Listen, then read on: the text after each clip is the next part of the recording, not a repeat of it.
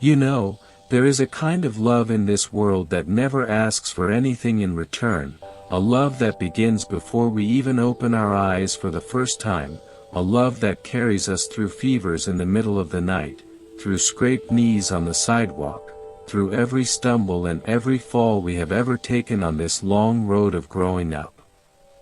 And yet, somehow, this is the very love we forget the most, the love we take for granted the most, the love we assume will always be there waiting for us no matter how many times we turn our backs and walk away. That love, of course, is the love of a mother and a father. There is something strange about the human heart, friends. We can feel so deeply for a stranger on the internet whose story moves us to tears. We can feel such compassion for a character in a movie who loses everything, and yet, when our own mother calls us on the phone just to hear our voice, we sometimes sigh, we sometimes rush through the conversation, we sometimes say, "I am busy right now, can we talk later?" And later never comes, or it comes too late, or it comes in the form of regret that sits heavy on our chest like a stone we can never quite put down. The Buddha, the awakened one, had so much to say about this. In fact, if you look closely at the teachings, you will find that the Buddha placed the gratitude and care for one's parents at the very foundation of a good life, not somewhere at the top of a spiritual checklist, not as an advanced practice for monks and nuns, but right at the ground level, right at the root of what it means to be a decent and awakened human being. There is a passage in the Anguttara Nikaya where the Buddha said something that has always stayed with me, something so simple and yet so powerful that it almost hurts to read it slowly. He said that even if you were to carry your mother on one shoulder and your father on the other, and you carried them like that for 100 years, feeding them, bathing them, tending to their every need, even then you would not have repaid the debt you owe them. Even then, the kindness they showed you would still be greater than anything you could return. Can you imagine that? 100 years of carrying them on your shoulders, and it still would not be enough. Now, that is not meant to make you feel guilty, friends. Please hear me carefully on this. The Buddha was not trying to crush us under the weight of an impossible obligation. He was trying to open our eyes. He was trying to help us see how vast, how immeasurable, how quietly enormous the love of a parent truly is. Because most of us, we do not see it. We swim in it every day the way fish swim in water, and just like fish, we have no idea the water is even there until one day the river runs dry. Let me share a story with you, a story from the time of the Buddha that not many people tell these days. There was once a young man named Sujata, not the famous Sujata who offered milk rice to the Buddha before his enlightenment, but a different Sujata, a young man from a prosperous family who lived in a village not far from Savatthi. This Sujata had everything a young man could want. His parents had worked tirelessly their whole lives to give him comfort, education, and opportunity. His mother, in particular, had sacrificed her own health over the years, working long hours, eating less so that he could eat more, wearing old clothes so that he could wear new ones. She did all of this without complaint, without keeping a ledger of her sacrifices, without ever once saying, "Look at everything I have done for you." When Sujata grew older and married, his wife was a woman of sharp tongue and strong opinions, and she did not care much for her mother-in-law. Slowly, gradually, like a river changing its course one grain of sand at a time, Sujata began to side with his wife. He began to see his mother as a burden, an old woman who talked too much, who moved too slowly, who did not fit into the new life he was building. And one day, He did something that even now makes my heart ache to tell you. He took his elderly mother to a distant forest, intending to abandon her there, leaving her alone, frail, confused, with no way to find her way home. But on the path through the forest, his mother kept reaching out and breaking small branches off the trees they passed. Sujata noticed this and asked her, somewhat impatiently, "Mother, why do you keep breaking branches?" And his mother, with tears in her eyes but love still flooding her voice, said, "My son, I am marking the path so that you can find your way back home.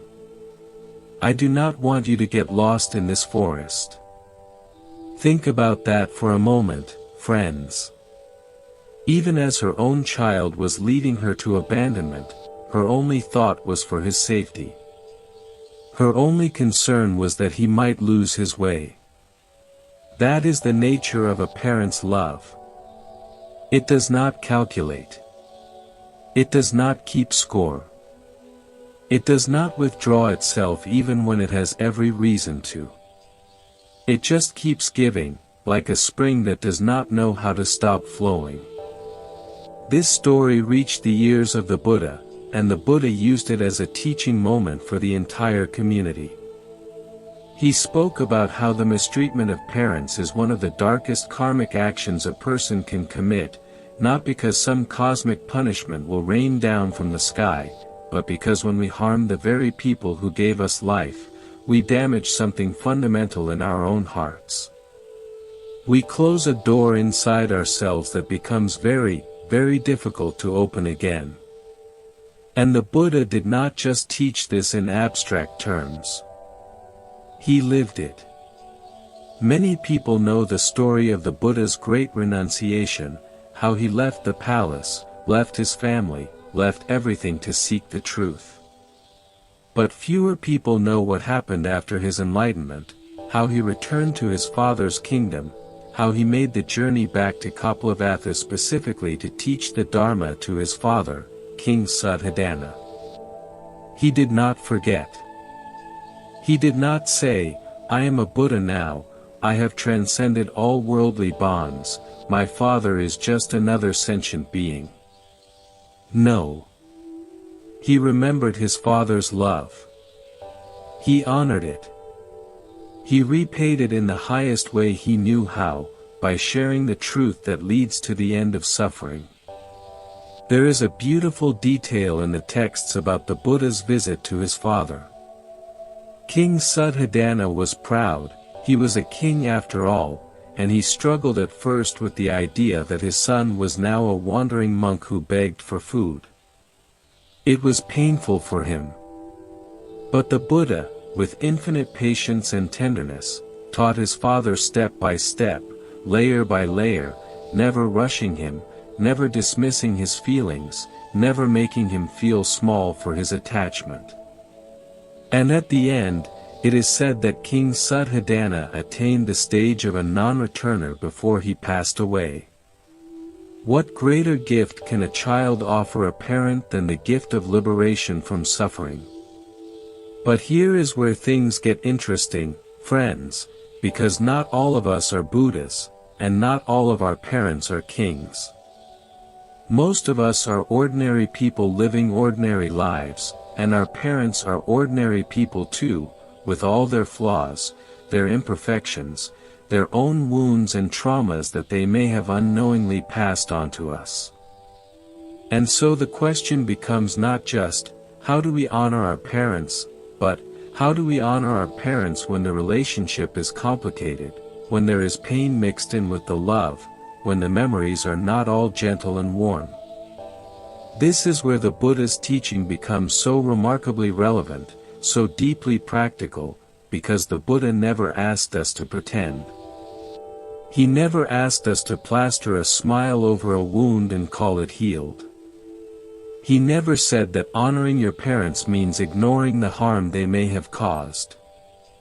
What he said, what he taught again and again through his words and his example, is that true filial devotion is rooted in wisdom, not just emotion. You see, There is a difference between sentimental attachment and genuine love. Sentimental attachment says, everything my parents did was perfect, and I must never question anything.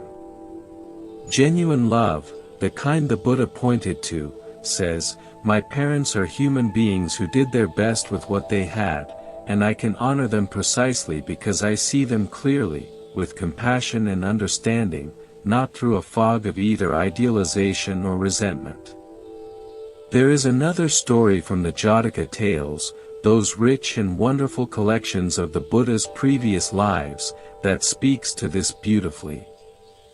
In one of his former lives, the Bodhisattva was born as a young elephant in a great forest. This young elephant loved his mother deeply and cared for her as she grew older and her eyesight began to fail. Every day, he would find the sweetest fruits and bring them to her first before eating anything himself. He would lead her to the clearest streams. He would stand beside her during storms, using his own body as a shield against the wind and rain. One day, a king's hunters captured this young elephant and brought him to the royal city, where he was placed in the king's stable and given the finest food and decorations. But the elephant refused to eat. Day after day, he stood in silence, touching nothing, drinking nothing, growing thinner and weaker. The king, who was known for his love of elephants, came to see what was wrong. He tried offering better food, finer garlands, cooler water. Nothing worked. Finally, the elephant spoke, because in those days, in those tales, animals could speak, and what he said was this: "Great king, there is no food in this world that can nourish me while my mother starves alone in the forest. She is old, she is blind, she cannot find food or water on her own. Every moment I stand here in comfort, she suffers. How can I eat when my heart is with her? How can I drink when I know she is thirsty? Please, if you have any compassion, let me return to her."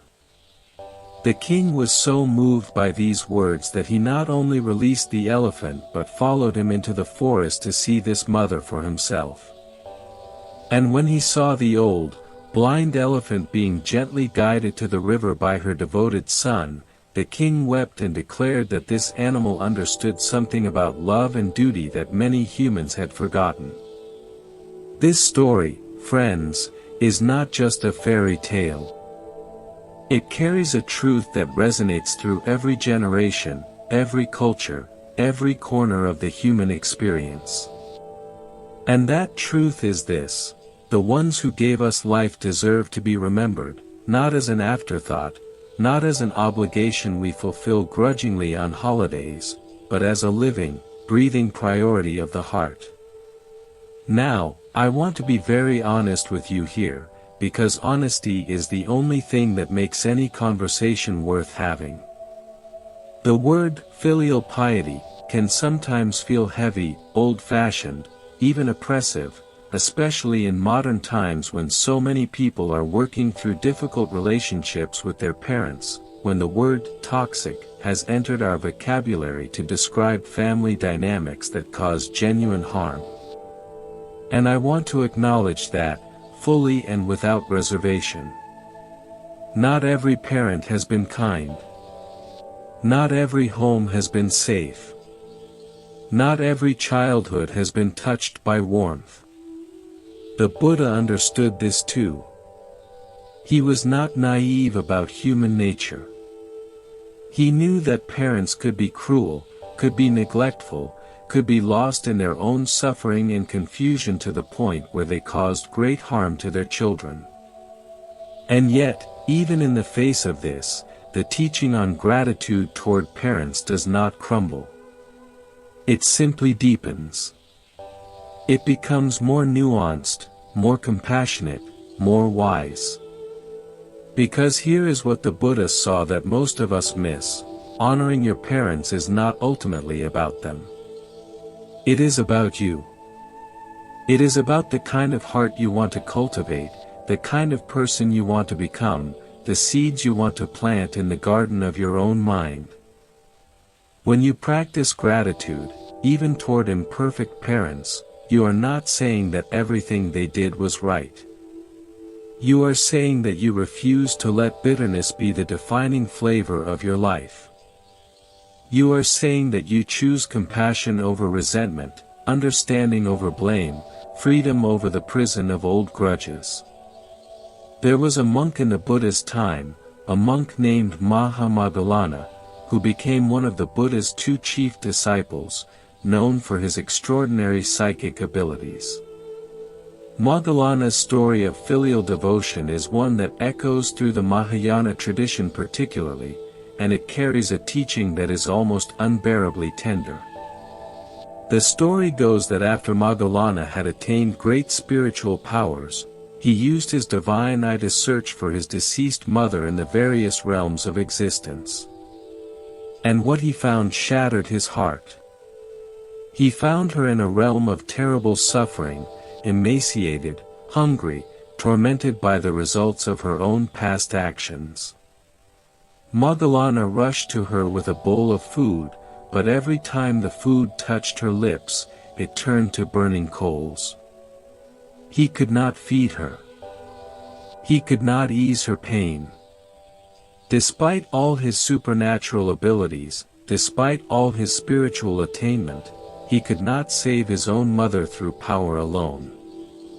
And so he went to the Buddha, weeping, begging for help. The Buddha told him that the collective merit of the Sangha, the community of monks who had just completed the rainy season retreat, could help his mother. And so Moggallana made offerings to the Sangha on his mother's behalf, and through the power of that communal goodness, his mother was released from her suffering and reborn in a realm of peace. This story became the foundation of the Ulambana festival, observed in many Buddhist traditions as a day of honoring and making merit for one's parents and ancestors. But beyond the ritual, beyond the ceremony, the story teaches us something essential, that our love for our parents does not end with their physical presence. It extends beyond this life, beyond death, beyond the boundaries of what we can see and touch. And that even when we feel helpless, even when the situation seems impossible, the sincerity of our love combined with virtuous action can create ripples of goodness that reach further than we can imagine. Friends, there is a quiet ache that lives in the chest of every person who has ever taken a parent for granted and realized it too late. It is a specific kind of sorrow, isn't it? Different from the grief of losing a lover, different from the pain of a broken friendship. It is deeper, somehow, more elemental, because it connects to the very beginning of who we are. We can trace every breath we have ever taken back to the moment our mother labored to bring us into the world, and we can trace every lesson we have ever learned, even the hard ones, back to the home where we first opened our eyes. The Buddha spoke about 4 kinds of debt that are hardest to repay, and the debt to one's parents was right there among them. Not because he wanted us to live under a cloud of guilt, but because he wanted us to live with awareness. There is a difference between guilt and awareness that is as wide as the ocean. Guilt paralyzes us. It makes us feel small, inadequate, trapped. Awareness liberates us. It opens our eyes gently, like morning light coming through a window, and it says, "See this. See what has been given to you. And now, with your eyes open, choose how you want to respond." And the beautiful thing is, friends, that responding to this awareness does not require grand gestures. It does not require you to carry your parents on your shoulders for 100 years. It does not require you to give up your life, your dreams, your identity. It asks for something both simpler and harder than all of that. It asks for presence. It asks for attention. It asks for the kind of small, daily kindnesses that, strung together over time, become a necklace of love more precious than any jewel. Do you know what the Buddha considered one of the greatest blessings in life? In the Mangala Sutta, that beautiful discourse on the highest blessings, he listed the support and care of one's parents as one of the supreme blessings of human existence. Not wealth, not fame, not power, but the simple, sacred act of taking care of the people who first took care of you. He placed it alongside things like living in a suitable place, associating with the wise, and having a mind that is not shaken by the ups and downs of life. That is the company this teaching keeps. That is how highly the Buddha regarded it. And here is something that I find endlessly moving about the way the Buddha framed this teaching. He did not say, honor your parents because they are always right. He did not say, obey your parents in all things without question. What he said was far more subtle and far more liberating. He said that the highest way to repay your parents is to help them grow in faith, in generosity, in wisdom, and in virtue. In other words, the greatest gift you can give your parents is not money, not a big house, not material comfort, though those things are fine and good when you can offer them. The greatest gift is to help them walk a path that leads away from suffering. Think about that for a moment. The Buddha was saying that true filial devotion is not about keeping your parents comfortable in their delusions. It is about loving them enough to gently, respectfully, with great tenderness, point them toward the light. And that, friends, takes more courage and more love than simply writing a check or showing up for dinner once a week. There was a lay follower of the Buddha, a woman named Visakha, who was famous for her generosity and devotion. But one detail about Visakha's life that often gets overlooked is how she handled her relationship with her father-in-law, who was not a follower of the Buddha and who initially had little interest in the Dharma. Visakha did not lecture him. She did not preach at him or make him feel inadequate for his beliefs. Instead, she simply lived her life with such grace, such kindness, such radiant goodness that her father-in-law began to wonder what the source of her peace was. And through her example, through the quiet power of a life well lived, he eventually came to hear the Buddha's teaching and was transformed by it. This is what the Buddha meant by right action as a form of honoring your parents. Sometimes the most powerful teaching is not in what we say but in how we live, not in the lectures we give but in the patience we show, not in the arguments we win but in the silence we hold when arguing would serve no purpose. I think one of the reasons this topic touches people so deeply is that most of us carry some version of regret when it comes to our parents. Maybe we were not patient enough. Maybe we did not listen closely enough. Maybe we were so busy building our own lives that we forgot, for months or even years at a time, that the people who built us were slowly growing older, slowly growing quieter, slowly needing us in ways they were too proud to ask for. And when that realization hits, it can feel like swallowing a mouthful of cold ocean water, sudden and shocking and leaving a salt taste that lingers. But the Buddha's teaching on this, like all of his teachings, is not about wallowing in regret. It is about waking up. It is about this moment, right now, the one you are living in as you hear these words. Because if your parents are still alive, if there is still breath in their lungs and warmth in their hands, then you still have time. Not all the time in the world, but some time. And some time, when used with love and intention, can hold more meaning than 100 years of sleepwalking.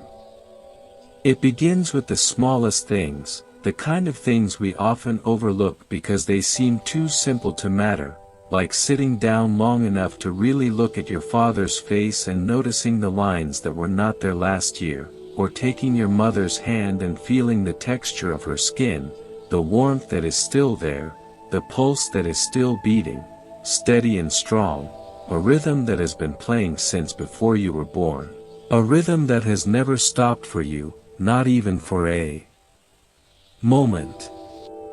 These small acts of attention, friends, are the true currency of filial devotion, not the grand gestures that make for good stories at parties, but the quiet, almost invisible moments of presence that say, without a single word, I see you, I am here, and you are not alone in this world. The Buddha, in that beautiful discourse known as the Sigalovada Sutta, where he laid out the framework for right relationship in the world, spoke very clearly about how a child should care for parents, and he did not list expensive gifts or dramatic sacrifices, though those have their place. He spoke of 5 ways, 5 pillars if you will, that hold up the roof of a good life and a good heart. The first is supporting them, which means ensuring they have what they need to live with dignity, not necessarily luxury, but dignity, the basics that allow them to rest easy at night. The second is performing duties for them, the daily tasks that become harder as the body ages, the small chores that say, you do not have to struggle with this alone, let me carry this for you. The third is maintaining the family tradition, which is not about clinging to old customs blindly, but about honoring the lineage of love that has been passed down, the values that made the home a home, the kindness that was shown to you now flowing back to them. The fourth is being worthy of the inheritance, and this one is profound, because the Buddha was not talking about money or land, he was talking about the inheritance of virtue, of wisdom, of a life well lived, showing through your own actions that their love was not wasted on someone who squandered it, but was received by someone who grew into goodness because of it. And the fifth, the one that often comes only when the others have been practiced with sincerity, is making offerings on their behalf after they pass, not to change their fate in some mechanical way, but to honor their memory, to keep their love alive in the world through your own generosity and goodness. These 5 ways are not a checklist to complete and then forget, friends. They are a dance, a living, breathing way of relating that changes as the years change, as roles shift, as the parent who once carried you now needs to be carried, metaphorically or literally, through the challenges of aging. And the beauty of this teaching is that it applies whether your parents are still vigorous and sharp-minded or whether they have faded into the soft, confused haze of old age. It applies whether they live in the same house or across an ocean. It applies whether they were perfect saints or complicated, flawed human beings who made mistakes. Because the practice is not about their perfection, it is about your awakening to the reality of love, the impermanence of time, and the preciousness of this very moment. There was a time, not long after the Buddha had established the Sangha and begun teaching the Dharma far and wide, when he returned to his homeland, to the kingdom of his father, King Suddhodana. The king was aging, and though he loved his son deeply, he was troubled. He had dreamed of his son as a great worldly ruler, a will-turning monarch who would bring peace through power, and instead his son had become a wandering mendicant, a teacher of renunciation. There was a gap between them, not of love, but of understanding, and that gap caused the king quiet suffering. The Buddha did not rush in to fix this. He did not demand that his father immediately see the truth of impermanence or the illusion of the self. He simply came, he stayed, he taught, and he waited, like a gardener who knows that some seeds take longer to sprout than others.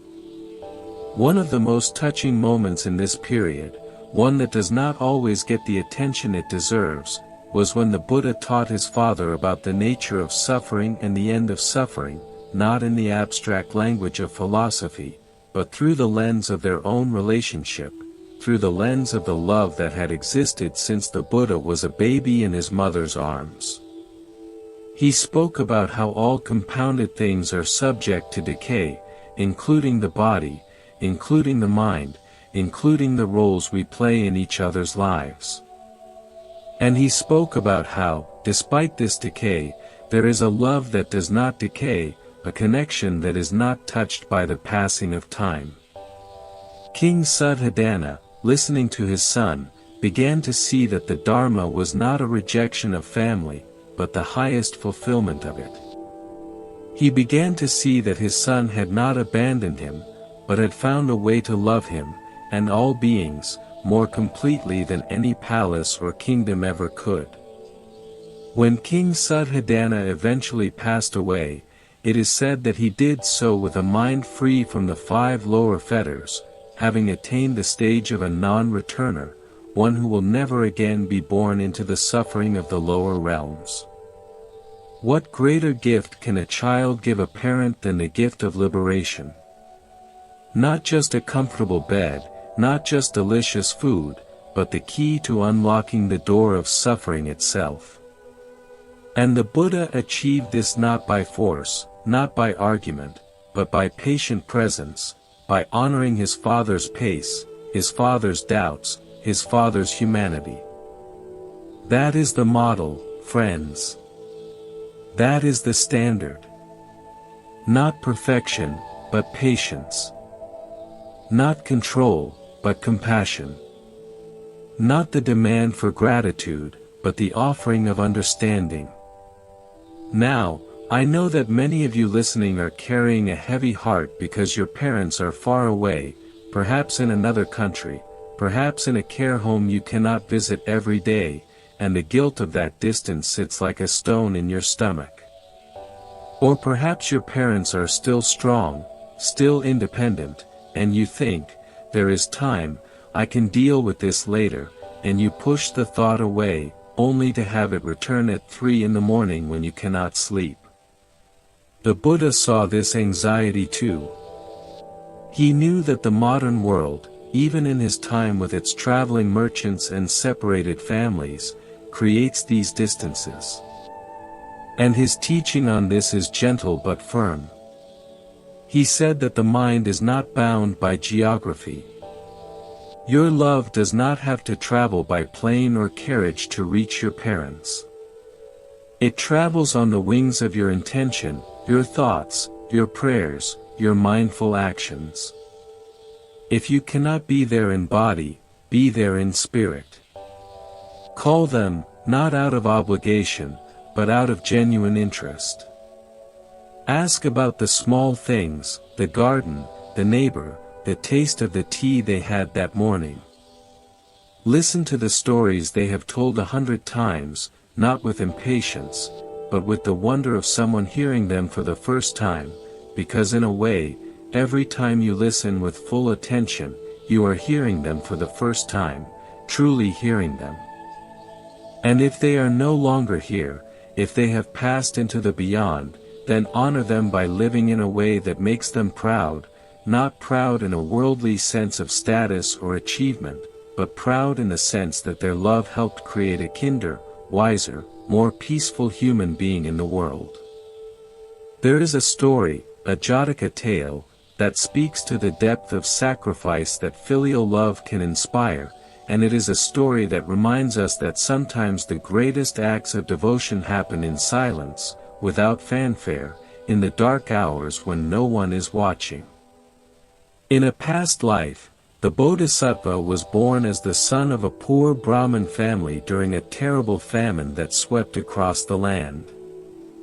Food became so scarce that people were selling their children just to buy a handful of rice. The Bodhisattva's parents, his mother and father, were starving, growing weaker each day, their bodies wasting away, and the young man, though he was also hungry, could not bear to see them suffer. He made a decision that broke his heart but opened his spirit to a love that was limitless. He sold himself into servitude to a wealthy merchant in exchange for a single bag of rice. He took that rice home to his parents, cooked it for them with his own trembling hands, and fed them, watching their strength return just enough so they could sit up and look at him with tears in their eyes. And then he walked away, into the service of the merchant, knowing he might never see them again, knowing he was giving up his freedom, his youth, his future, for their survival. Years passed. The famine ended. The merchant, moved by the young man's integrity and kindness, eventually set him free. And when the Bodhisattva returned to his village, he found his parents still alive, still waiting for him, still speaking of him with love. The reunion was so sweet, so filled with tears of joy and relief, that the devas in the heavens paused to look down and bless that family. And the Buddha, telling this story, explained that the merit generated by that act of self-sacrifice, by that willingness to give up oneself for the sake of one's parents, created a bond of love that stretched across lifetimes, leading eventually to the enlightenment that benefits all beings. This story is not told to suggest that you must sell yourself into slavery or ruin your life to be a good child. Absolutely not. It is told to show you the measure of love that lives inside the human heart when it is truly awakened to gratitude. It is told to remind you that even small sacrifices, the daily giving up of your irritation, your impatience, your desire to be right, your busyness, these small sacrifices are the threads that weave a tapestry of love that will warm your parents, and you, for the rest of your days. But now, friends, we must turn to the harder part of this conversation, the part that makes many people want to look away, because not all parents are easy to love. Not all relationships are gentle. Some parents are difficult, critical, demanding, or worse, they may have caused deep wounds that have never healed, wounds that flare up every time you hear their voice or see their face.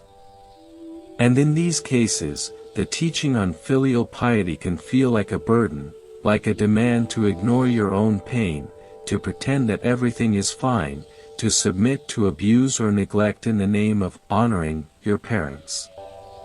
Here, the Buddha's wisdom is like a cool hand on a fevered brow. He does not ask you to be a doormat.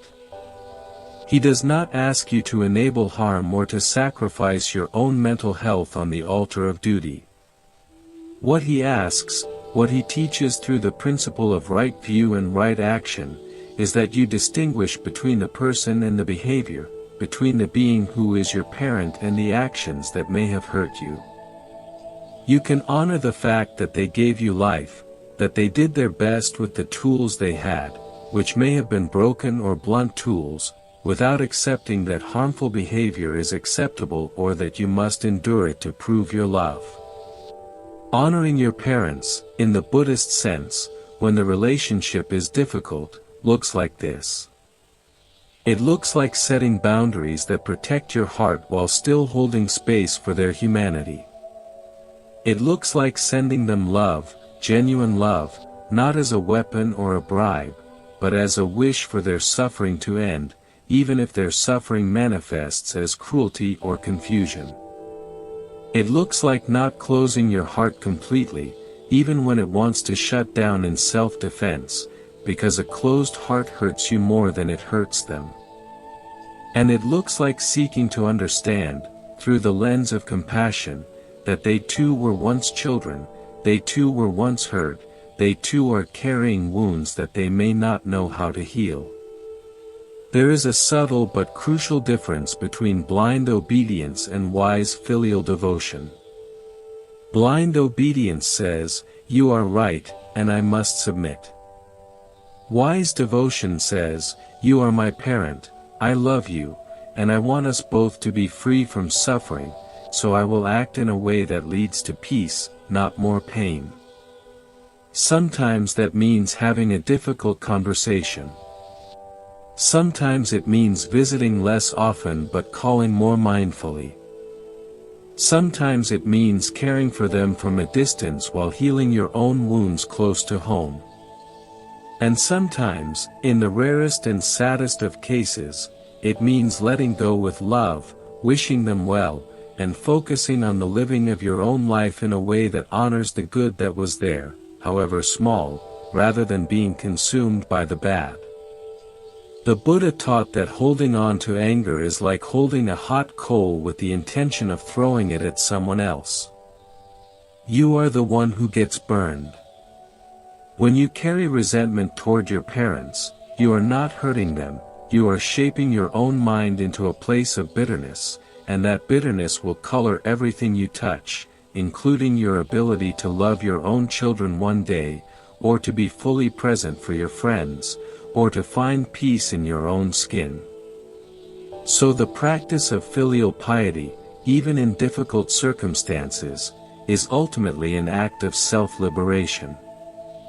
It is you choosing to put down the hot coal. It is you choosing to water the garden of your mind with compassion instead of poison.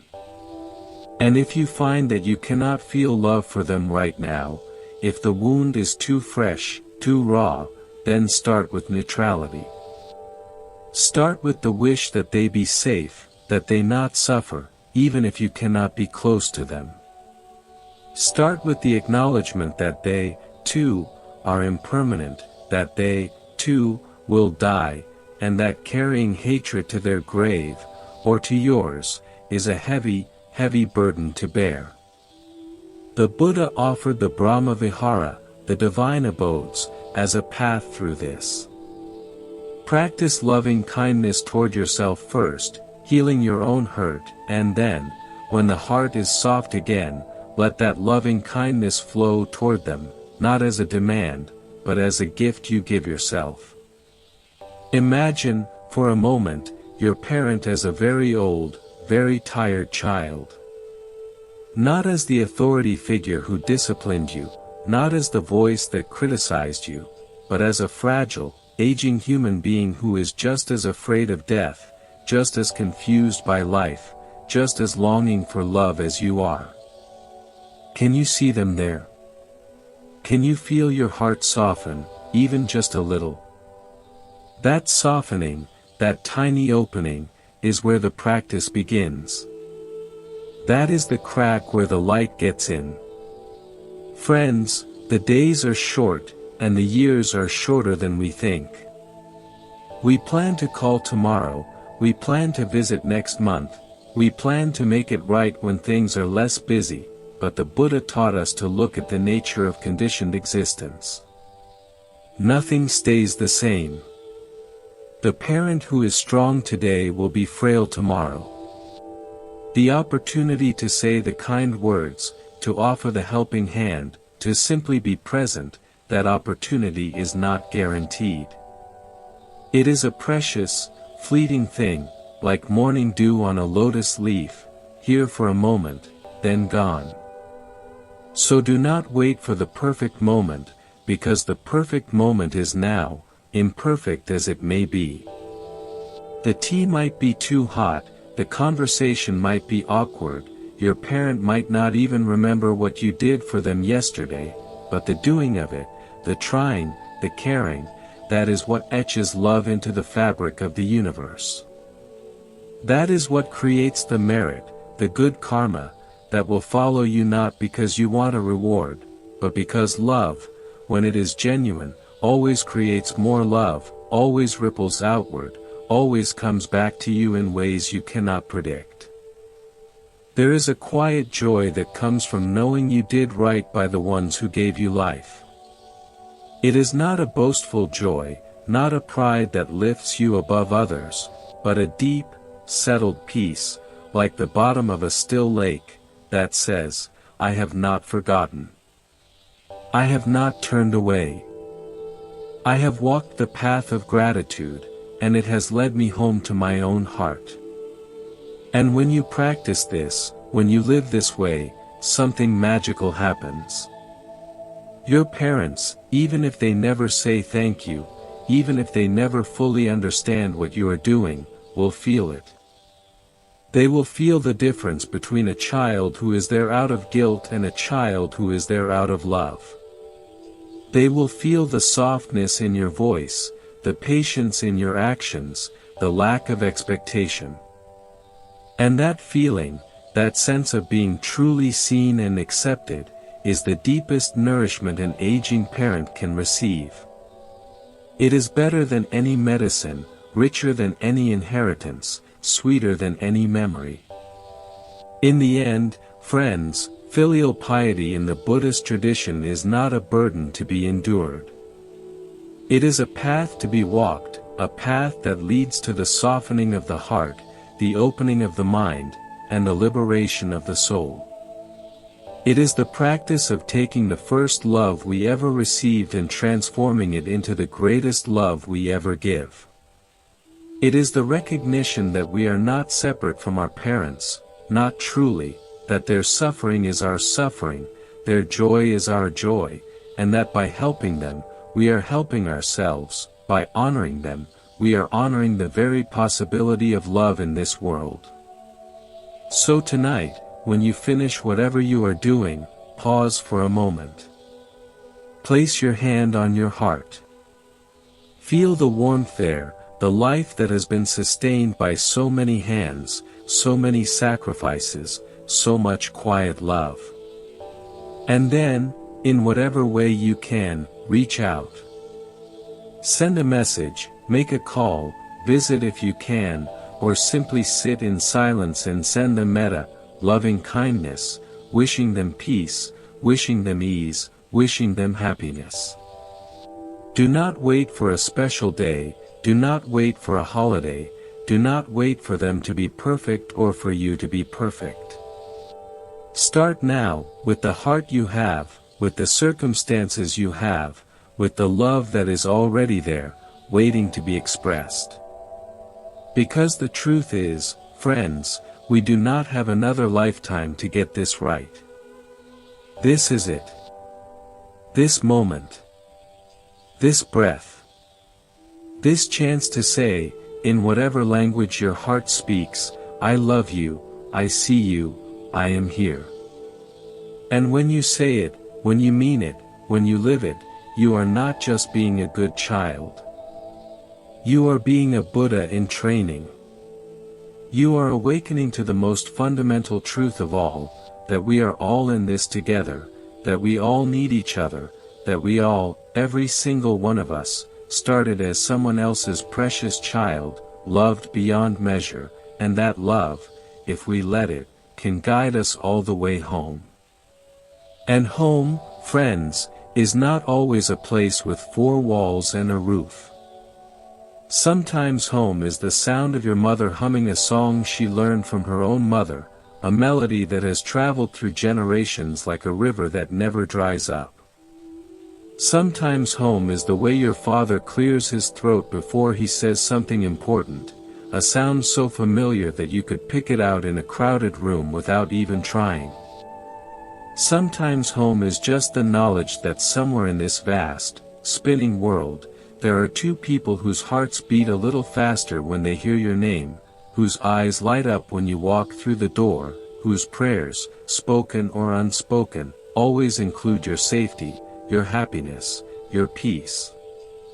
And yet, how easily we forget this. How quickly we let the noise of daily life drown out the quiet, steady hum of parental love.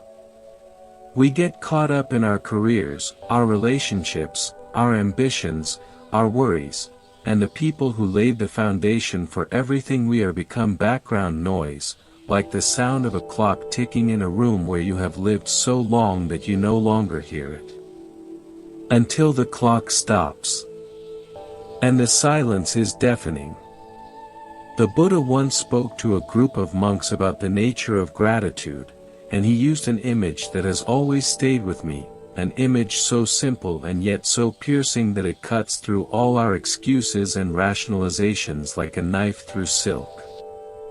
He said, "Monks, suppose a person were to carry their mother on one shoulder and their father on the other, and they were to do so for 100 years, caring for them, bathing them, anointing their limbs, and attending to all their needs, and suppose during that time the parents were to relieve themselves right there on that person's shoulders, even then, monks, that person would not have done enough for their parents, would not have repaid them. And then he explained why. He said it is because parents have done something immeasurable for their children. They brought them into the world. They nursed them through illness. They introduced them to the ways of the world. They nourished them with their own bodies, their own labor, their own sleepless nights. Now, this teaching is not meant to make you feel crushed, friends. It is meant to make you feel awake. There is a difference between being burdened and being awake. A burden weighs you down.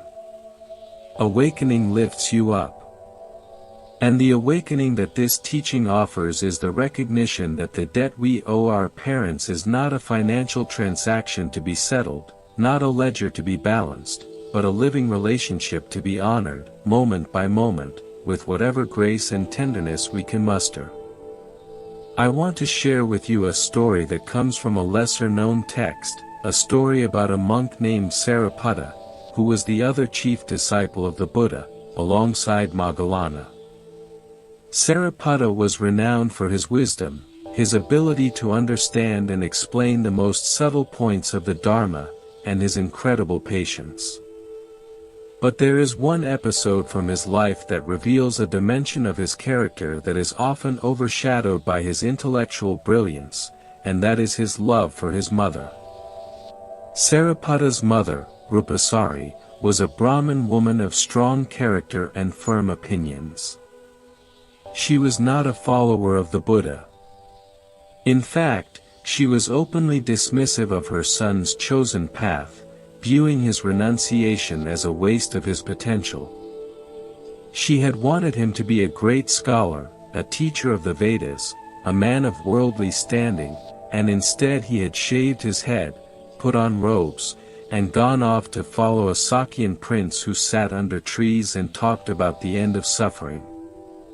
For years, she carried this disappointment, this quiet, burning frustration, and though she never completely cut ties with her son, there was always a wall between them, a wall built of unmet expectations and misunderstanding. Sariputta never pushed. He never argued. He never tried to convert her or prove her wrong. He simply continued to live his life with integrity, with kindness, with the deep, unshakable calm that comes from a mind that has touched the truth. And he waited. Not passively, not resignedly, but with the patience of a man who knows that love, when it is true, has its own timing, its own rhythm, its own way of finding the cracks in even the hardest walls. The moment came near the end of Sariputta's life. Knowing that he was going to pass away, Sariputta made a choice that reveals the depth of his filial love. He did not choose to pass away in a grand monastery, surrounded by fellow monks and adoring lay followers. He chose to go home. He chose to return to the village where he was born, to the house where his mother still lived, to the room where he had first opened his eyes as a baby. And there, in that house, he taught his mother the Dharma, gently, lovingly, with the kind of patience that only a lifetime of practice can produce. He shared with her the truth of impermanence, the truth of suffering, the truth of the path that leads beyond suffering. And Rupasari, hearing the Dharma from her own son's lips, in her own home, in the room where she had nursed him as an infant, finally let the wall fall. She opened her heart. She understood. And it is said that she attained the first stage of awakening, the entry into the stream that leads inevitably to full liberation. Sariputta passed away that night, in the room where he was born, having given his mother the greatest gift a child can give. And the next morning, when the other monks came and asked why he had chosen to come home to die, one of them said that it was because Sariputta remembered. He remembered who had carried him, who had fed him, who had given him this precious human life that he had used so well. And he wanted his last act in this world to be an act of gratitude. Friends, I tell you this story not because I think you need to perform some grand spiritual feat for your parents.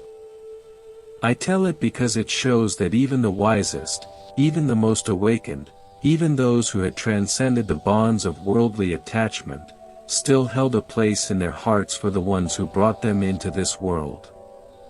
The Buddha did it with his father. Sariputta did it with his mother. Moggallana did it with his mother across the very realms of existence. These were not sentimental gestures. These were acts of the deepest, most refined compassion, the kind that sees clearly and loves anyway, the kind that understands impermanence and cares anyway, the kind that has gone beyond the self and still comes back for the ones who matter.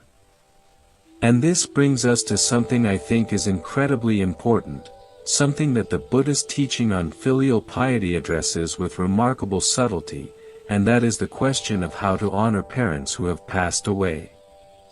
Because the love does not stop with death, friends. The relationship does not end when the body is laid to rest. In many ways, it deepens, it becomes more poignant, more tender, more achingly beautiful, because now it exists entirely in the realm of the heart, where there are no distractions, no arguments, no misunderstandings, just the pure, undiluted essence of what that person meant to you. In the Buddhist tradition, there is a long and beautiful practice of making merit on behalf of deceased parents and ancestors. This is not some mechanical ritual, not a transaction where you deposit good deeds into a cosmic bank account and your parents somehow receive a dividend. It is much more alive than that, much more personal. When you do a kind act in the name of your parent, when you offer food to someone who is hungry and dedicate that merit to your mother or father, when you practice patience in a moment of frustration and silently think, "This is for you, this is my offering to you," you are doing something extraordinary. You are keeping the channel of love open between this world and whatever comes next. You are saying, through your actions, that death has not severed the bond, that the connection still lives, that the love still flows. There is a passage in the Tirokutta Sutta, the discourse on the beings outside the walls, where the Buddha speaks about how departed relatives sometimes linger, unable to move on, waiting and hoping that their living family members will remember them, will make offerings on their behalf, will generate the kind of goodness that can ease their passage and bring them peace. Whether you take this literally or metaphorically, the message is the same: do not forget. Do not let the door close completely. Keep them in your heart, not as a source of sorrow, but as a source of motivation, a reason to be kind, a reason to be generous, a reason to live in a way that would make them smile. I knew someone once, a friend, who lost her mother very suddenly, without warning, without a chance to say goodbye. For months after, she was consumed by regret, by the things she had not said, the visits she had not made, the phone calls she had cut short. She carried this regret like a backpack full of stones, and it was breaking her. And then one day, she began to practice something very simple. Every morning, before her first cup of tea, she would sit quietly for a few minutes and think of her mother. Not with grief, not with guilt, but with gratitude. She would remember one specific thing, one small detail, the way her mother arranged flowers, the way she laughed at her own jokes, the way she always had a tissue ready when someone sneezed. And she would silently say, "Thank you. Thank you for that. I remember, and I am grateful." Over time, something shifted. The regret did not disappear entirely, because some things leave marks that never fully fade, but it softened. It became something more bearable, more gentle, more like a bittersweet melody than a harsh, discordant noise. And in its place, something new grew, a determination to live more fully, to love more openly, to not make the same mistake with the people who were still in her life.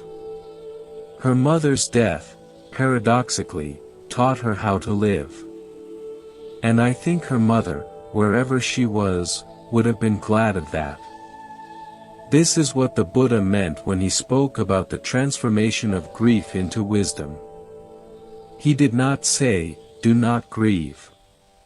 He was not so cold, so detached, so removed from human feeling. He himself, it is said, spent a moment in reflective silence when he heard of the passing of his two chief disciples. He acknowledged the loss. He honored the feeling. But then he pointed, as he always did, toward the truth that lies beyond the feeling, the truth that nothing is permanent, that clinging to what has passed only creates more suffering, and that the greatest tribute we can pay to the dead is to wake up, fully and completely, in the land of the living. There is another dimension of filial devotion that I want to explore with you, friends, and it is one that is not often discussed, perhaps because it is uncomfortable, perhaps because it challenges some of our assumptions about what it means to be a good child. And that is the question of what happens when your parents need you to tell them the truth, not a comforting lie, not a pleasant fiction, but the honest, sometimes painful truth that they need to hear for their own good. The Buddha was very clear on this. In the Sigalovada Sutta, which we mentioned earlier, he listed the duties of children toward parents, but he also listed the duties of parents toward children, and among those duties was the responsibility to guide children toward the good. And this guidance, the Buddha taught, flows both ways. As parents age, as their minds sometimes become rigid or fearful or confused, as they face the challenges of illness and mortality, they sometimes need their children to gently, lovingly, guide them toward a more peaceful way of being. This might mean helping a parent who is hoarding unnecessary things to let go, not with force, but with patience and understanding. It might mean gently encouraging a parent who is isolated and lonely to connect with others, to find community, to step out of the shell of fear they have built around themselves. It might mean having the courage to say, "I love you, and I am worried about you, and I think we need to talk about what is happening," when a parent is struggling with depression, or addiction, or the slow, disorienting tide of dementia. These conversations are among the hardest things a human being can do.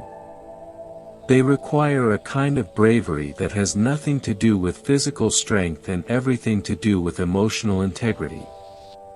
They require you to hold two truths at the same time, the truth that this person is your parent and deserves your respect, and the truth that they are suffering and need your help, even if they do not know it, even if they resist it, even if they push you away. The Buddha modeled this himself, again and again. When he taught his father, he did not shy away from the hard truths. He spoke about death, about loss, about the impermanence of kingdoms and the futility of attachment to power and status. These were not easy things for a king to hear, especially from his own son. But the Buddha spoke them because he loved his father, not in spite of his love, but because of it. True love, the kind the Buddha pointed to, is not the love that tells you what you want to hear. It is the love that tells you what you need to hear, wrapped in enough kindness and gentleness that you can bear to listen. And here, friends, is where we come to something that I think is one of the most beautiful and underappreciated aspects of the Buddhist teaching on parent and child relationships. It is the idea that the relationship is not static. It evolves. It grows. It changes shape as both parties change, and if we allow it, if we are wise enough and brave enough, it can become something far richer and more profound in its later years than it ever was in its early ones. Think about it. When you are a child, your parents are like gods to you, all-powerful, all-knowing, the center of the universe. When you are a teenager, they are obstacles, limitations, embarrassments. When you are a young adult, they are sometimes strangers, people you love but do not quite understand. But when you reach a certain point in your own life, when you have suffered enough, loved enough, failed enough, and learned enough, something remarkable happens. You begin to see your parents as fellow travelers. Not as authorities above you, not as burdens beside you, but as human beings who have walked a long road, who have stumbled and gotten back up, who have loved imperfectly but with everything they had. And in that seeing, in that moment of recognition, the relationship is reborn. It becomes a friendship, a companionship, a meeting of two hearts that have finally learned to speak the same language. This is what the Buddha was pointing to, I believe, when he spoke about the cultivation of equanimity in relationships. Not the cold, detached equanimity of indifference, but the warm, open equanimity of understanding, the kind that says, I see you as you are, not as I wish you were, and I love you in your entirety, your light and your shadow, your wisdom and your foolishness, your strength and your fragility. This is the highest form of filial love, and it is available to anyone, at any time, in any circumstance. You do not need to be a monk or a scholar or a saint to practice it. You just need to be willing to look with clear eyes and an open heart. There is a small, exquisite poem attributed to a Buddhist nun from the Therigatha, the collection of poems written by the first Buddhist nuns, women of extraordinary courage and insight who left everything to follow the path of liberation. This particular nun, whose name has been lost to time, wrote about her mother, and the words she used are so simple and so devastating that they have stayed with me for years. She wrote about how her mother's hands, rough and cracked from a lifetime of work, were the first things she remembered when she closed her eyes in meditation. She wrote about how the sound of her mother's voice calling her name echoed in the stillness like a bell, not disturbing the silence but enriching it, deepening it, making it feel less like emptiness and more like fullness. And she wrote that in letting go of everything, she had not lost her mother but had found her, truly found her, for the first time, not as a role or a function or an obligation, but as a soul, luminous and precious and worthy of the deepest reverence. That, friends, is what filial devotion looks like when it has been refined by wisdom and purified by practice. It is not a duty. It is a discovery. It is the discovery that the love your parents gave you, however imperfect, however incomplete, was the seed from which your entire life has grown. And honoring that seed, watering it with gratitude, tending it with presence, protecting it from the weeds of neglect and resentment, is one of the most meaningful things you will ever do in this brief, beautiful, heartbreaking, miraculous journey of being alive. And yet, there is a particular kind of pain that comes when you realize you have been watering the wrong garden, giving your time and energy and attention to things that glitter and shine but hold no lasting warmth, while the quiet, steady flame of your parents' love burns lower and lower in the corner of the room where you stopped looking. This is not a judgment, friends. It is a recognition. It is something almost every human being goes through at some point, this sudden, startling awareness that the priorities we built our lives around may not be the ones that truly matter when everything is stripped away. The Buddha had a way of making this point that was neither harsh nor preachy. He would simply tell a story, plant a seed, and let the listener's own heart do the rest. There is a lesser-known account from the commentaries about a wealthy merchant in the city of Rajagaha, a man named Punna, who had accumulated enormous riches through years of clever trading and shrewd investment. Punna was admired by his peers, envied by his competitors, and celebrated in the city as a man who had truly made it. But there was a detail about Punna's life that few people knew, a detail that he himself tried very hard to forget. His mother lived alone in a small, crumbling house on the outskirts of the city, surviving on the kindness of neighbors who brought her scraps of food, wearing clothes that were barely more than rags, sleeping on a thin mat on a cold floor. Punna had not visited her in years. Not because he hated her, not because she had done anything wrong, but simply because he was busy. There was always another deal to close, another shipment to arrange, another banquet to attend. His mother had become an inconvenience, a reminder of the humble beginnings he wanted to forget, a living, breathing link to a past that did not match the gleaming, polished image he had constructed for himself. One day, a monk from the Buddha's Sangha came to Punna's door on his morning alms round. Punna, who was generous in the public, performative sense that wealthy men often are, placed fine food in the monk's bowl and made a great show of his piety. The monk thanked him quietly and then, with the gentle directness that the best teachers possess, asked a simple question, "Householder, is your mother well?" Punna was startled. He mumbled something vague, something non-committal, and the monk moved on without another word. But that question lodged itself in Punna's mind like a thorn he could not pull out. It followed him through his meetings, his meals, his restless nights. "Is your mother well?" Such a small question. Such an enormous weight. The story goes that Punna eventually went to see his mother, and what he found there changed him forever. She was thin, frail, her eyesight failing, her hands trembling, but when she heard his voice, her face broke into a smile so radiant, so full of undiminished love, that Punna fell to his knees and wept. He wept not because she was suffering, though she was, but because her love for him had never wavered, had never diminished, had never attached a single condition.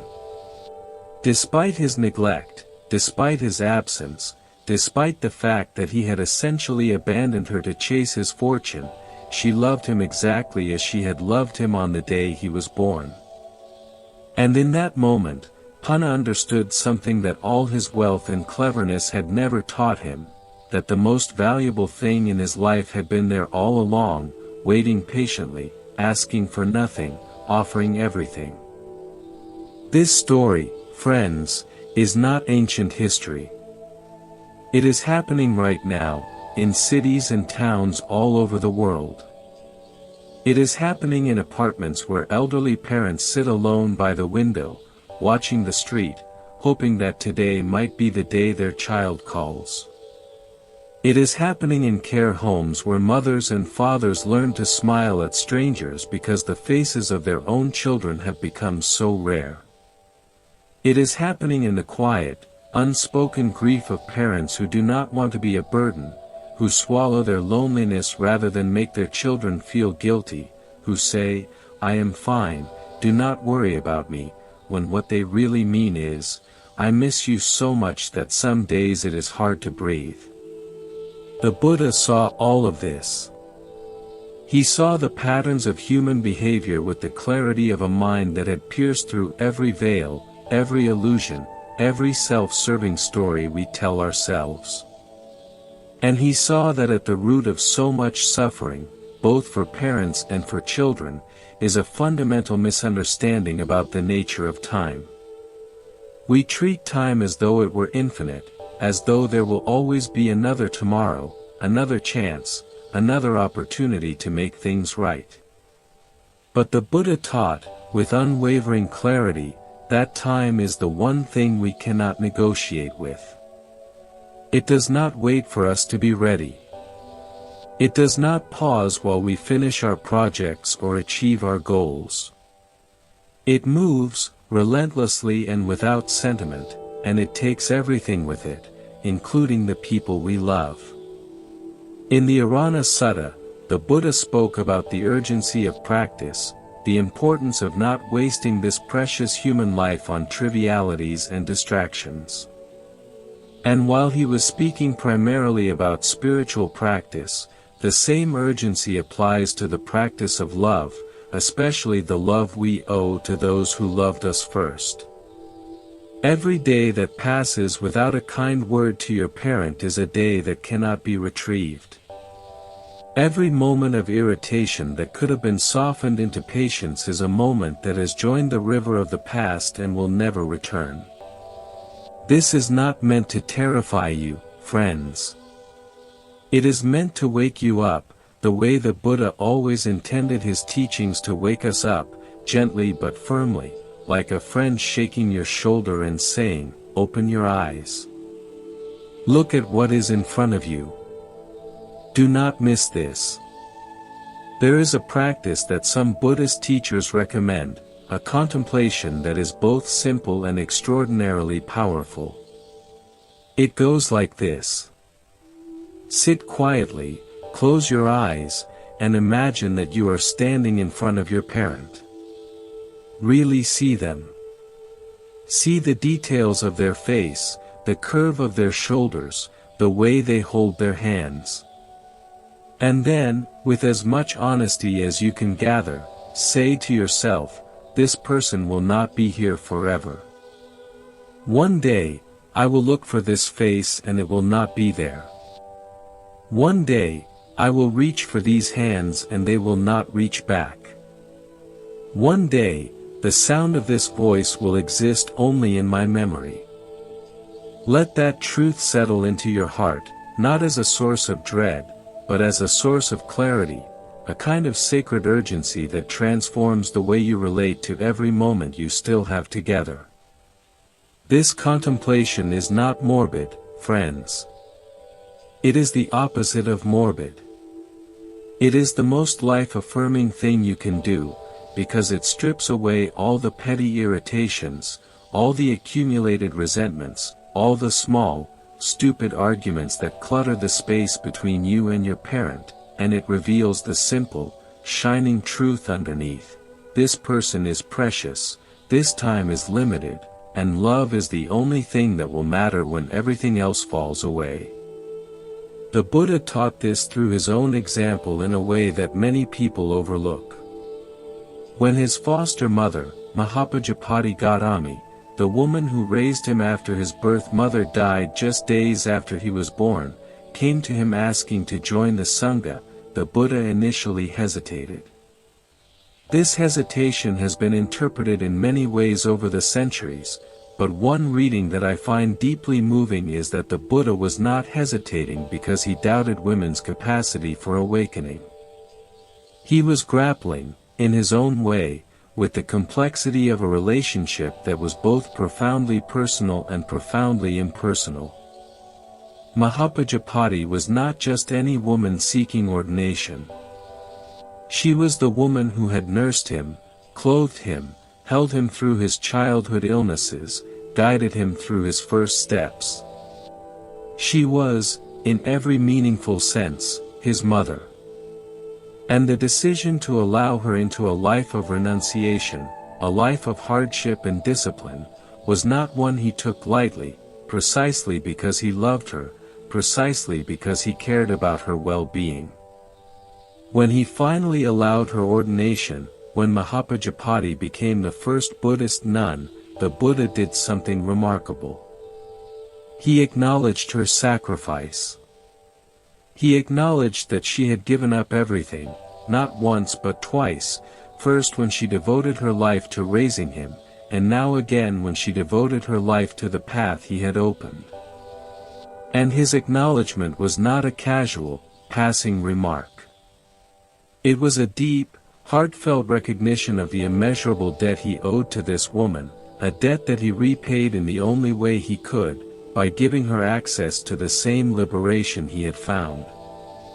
Mahapajapati went on to become one of the most accomplished practitioners in the early Sangha, attaining full awakening and guiding countless other women on the path. And at the end of her life, when she knew her time was drawing to a close, she went to the Buddha one last time. The exchange between them, as recorded in the texts, is one of the most tender moments in all of Buddhist literature. There is a gentleness in the Buddha's words, a softness that goes beyond the usual tone of a teacher addressing a student, a softness that can only be described as the love of a child for the woman who made his life possible. This, friends, is what the Buddhist tradition teaches us about the relationship between parent and child. It is not a one-way street. It is not a hierarchy of authority and submission. It is a dance, a flowing, evolving exchange of love and learning that enriches both parties and, when practiced with wisdom, leads both toward freedom. The parent gives the child life, nourishment, protection, and guidance. The child, in turn, gives the parent purpose, joy, companionship, and, if they are truly devoted, the greatest gift of all, a reason to believe that their love was not in vain, that it landed on fertile ground, that it grew into something beautiful and lasting. And here, I want to address something that often goes unspoken in conversations about filial piety, and that is the guilt that many people carry about not being enough. Not being successful enough, not being attentive enough, not being present enough, not being the child their parents dreamed of. This guilt is like a low-grade fever that never quite breaks, a constant, nagging sense of falling short that colors everything you do and everything you feel when you think about your parents. The Buddha would tell you, friends, that this guilt, while understandable, is not the same as love. In fact, guilt can sometimes masquerade as love while actually being a form of self-centeredness, because when you are drowning in guilt, you are focused on yourself, on your own failings, on your own inadequacies, rather than on the person in front of you who simply wants your presence, your warmth, your undivided attention. Your mother does not want your guilt. She wants your time. Your father does not want your self-recrimination. He wants your laughter, your stories, your willingness to sit with him in silence when words are not needed. There is a teaching in the Dhammapada, that collection of the Buddha's most concise and powerful sayings, that speaks to this perfectly. The verse says that the one who is master of themselves is greater than the one who conquers 1,000 enemies in battle. And mastering yourself, in the context of filial devotion, means mastering the tendency to let guilt paralyze you, to let regret rob you of the present, to let the perfect be the enemy of the good.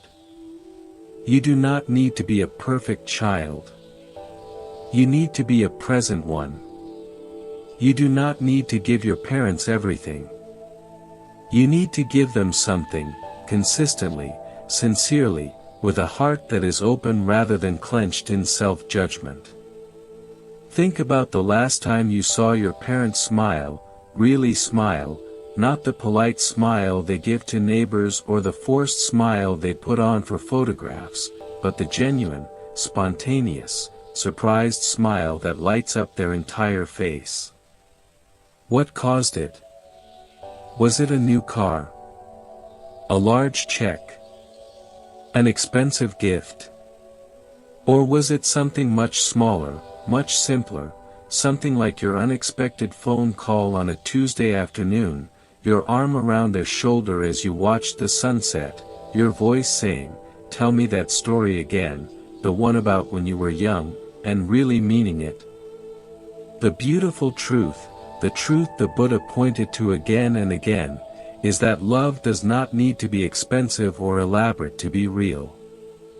It needs to be present. It needs to be attentive.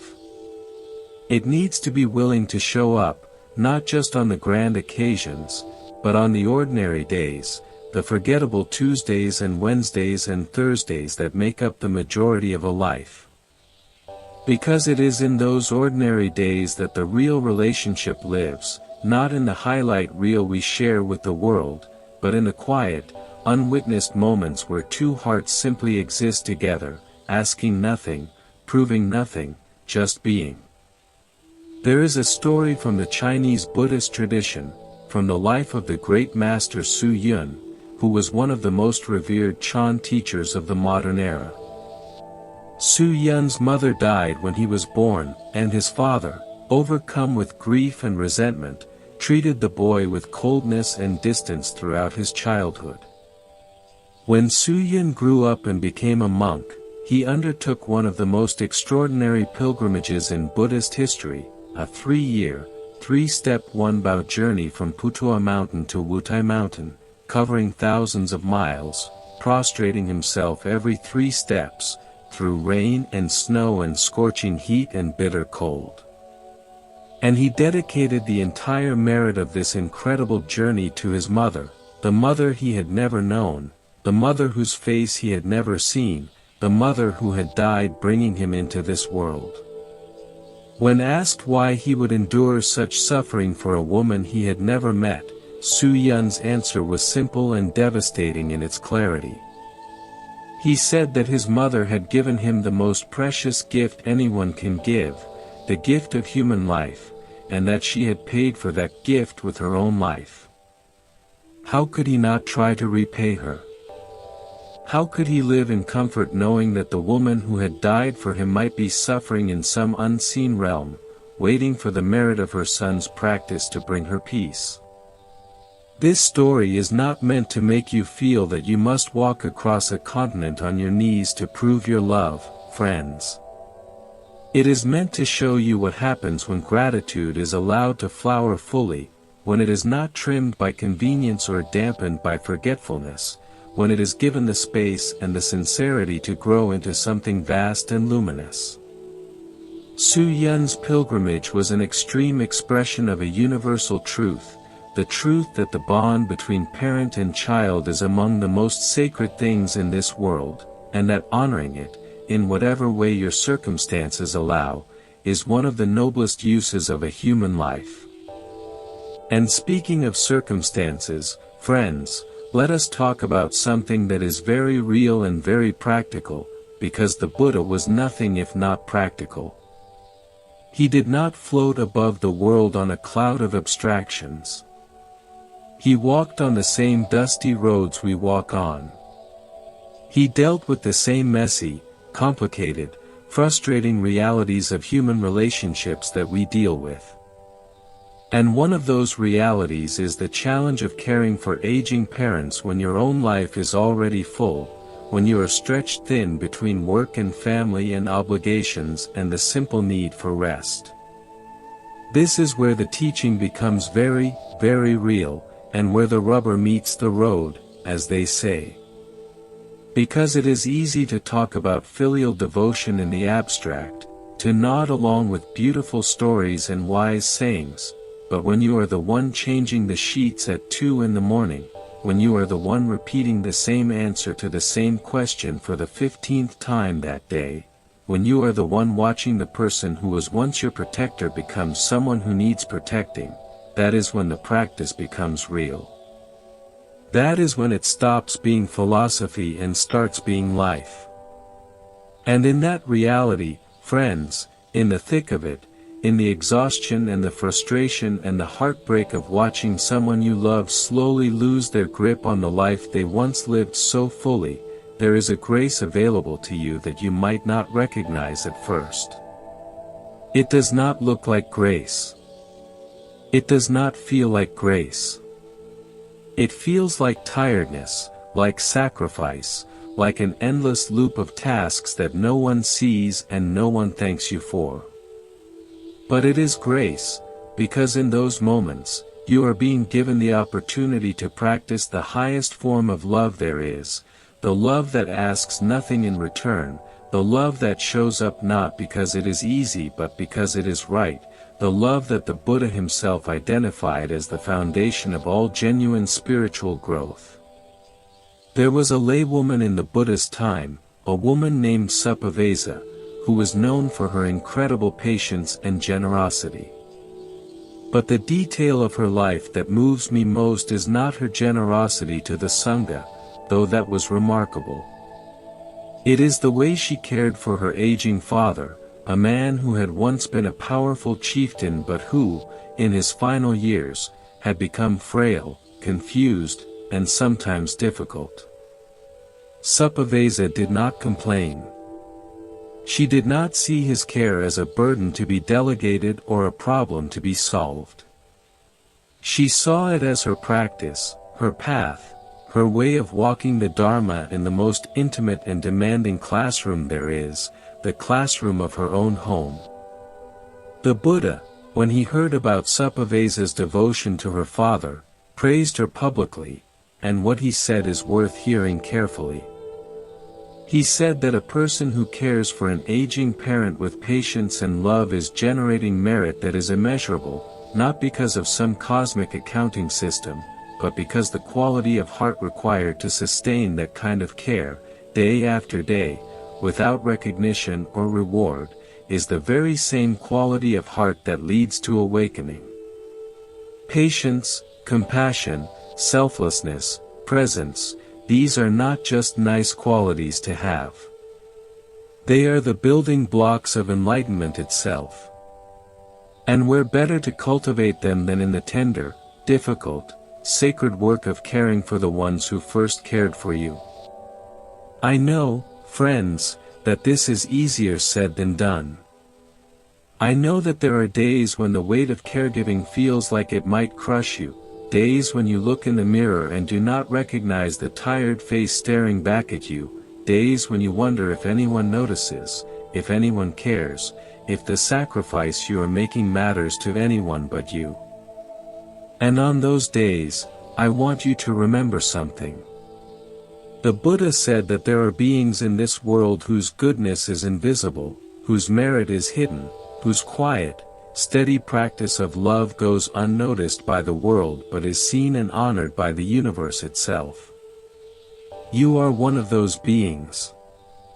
Every time you hold your parents' hand when they are frightened, every time you speak softly when you want to scream, every time you show up when every fiber of your being wants to run away, you are adding to the sum of goodness in this world in a way that no amount of money or fame or public recognition can match. And there is something else I want to say about this, something that is perhaps the most important thing I will share with you today, and that is this: caring for your parents is not just a gift to them. It is a gift to yourself. Not in a selfish way, not in a transactional way, but in the deepest, most truthful way possible. Because when you care for someone who cannot repay you, when you love someone whose capacity to reciprocate is diminishing, when you give without any expectation of return, you are breaking free from the most fundamental prison of the human mind, the prison of self-centeredness. You are learning, through direct experience rather than theory, what it means to put another being's welfare above your own comfort.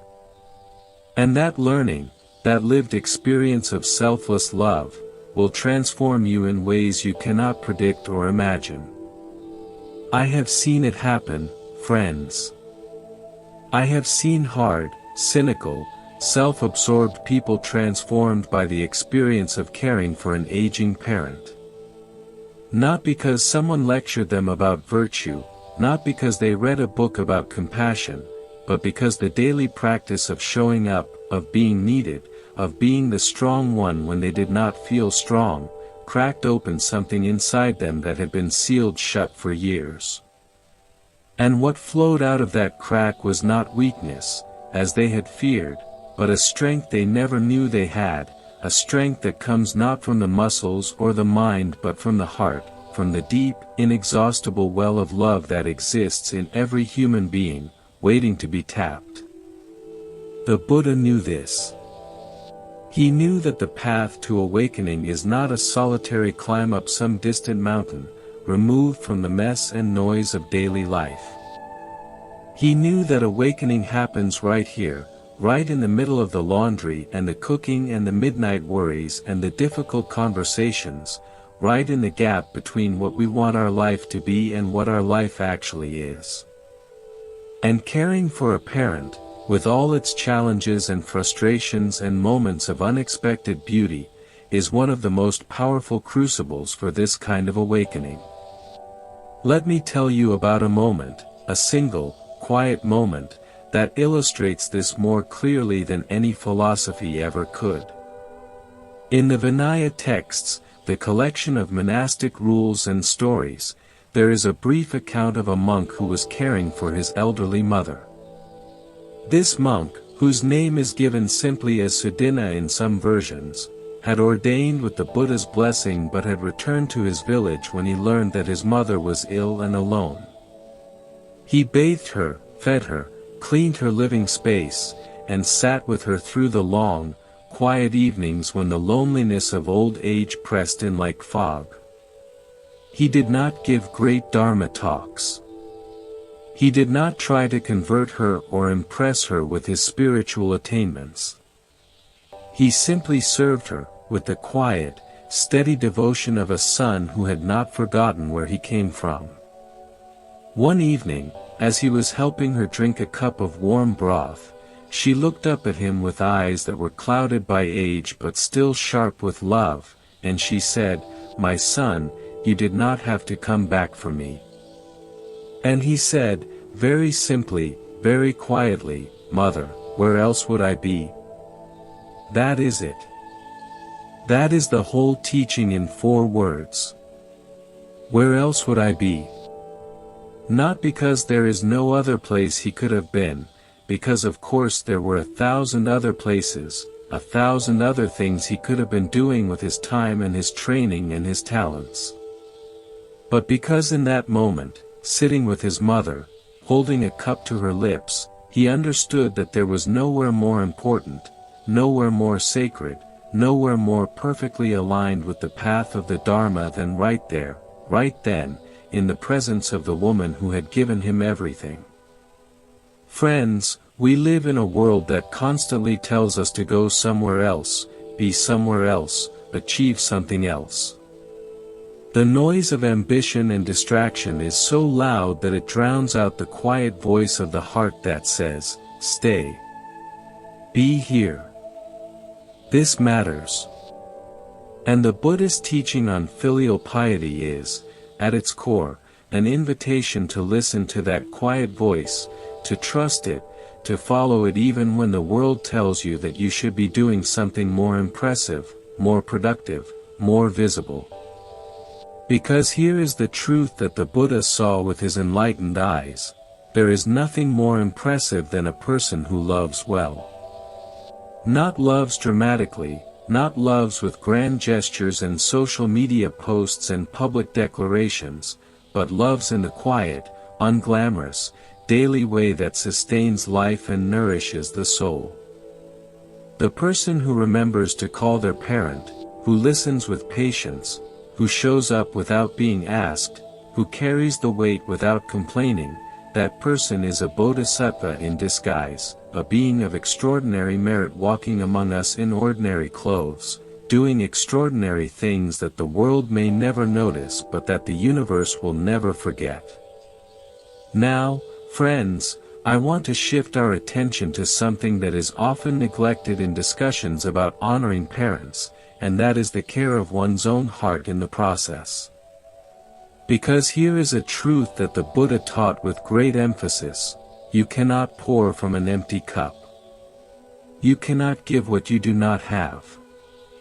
If you are depleted, exhausted, resentful, and running on fumes, the care you provide will be tinged with those qualities, and both you and your parent will suffer for it. The Buddha was adamant that the practice of compassion begins with self-compassion, that the practice of care begins with self-care, not as selfishness, but as wisdom.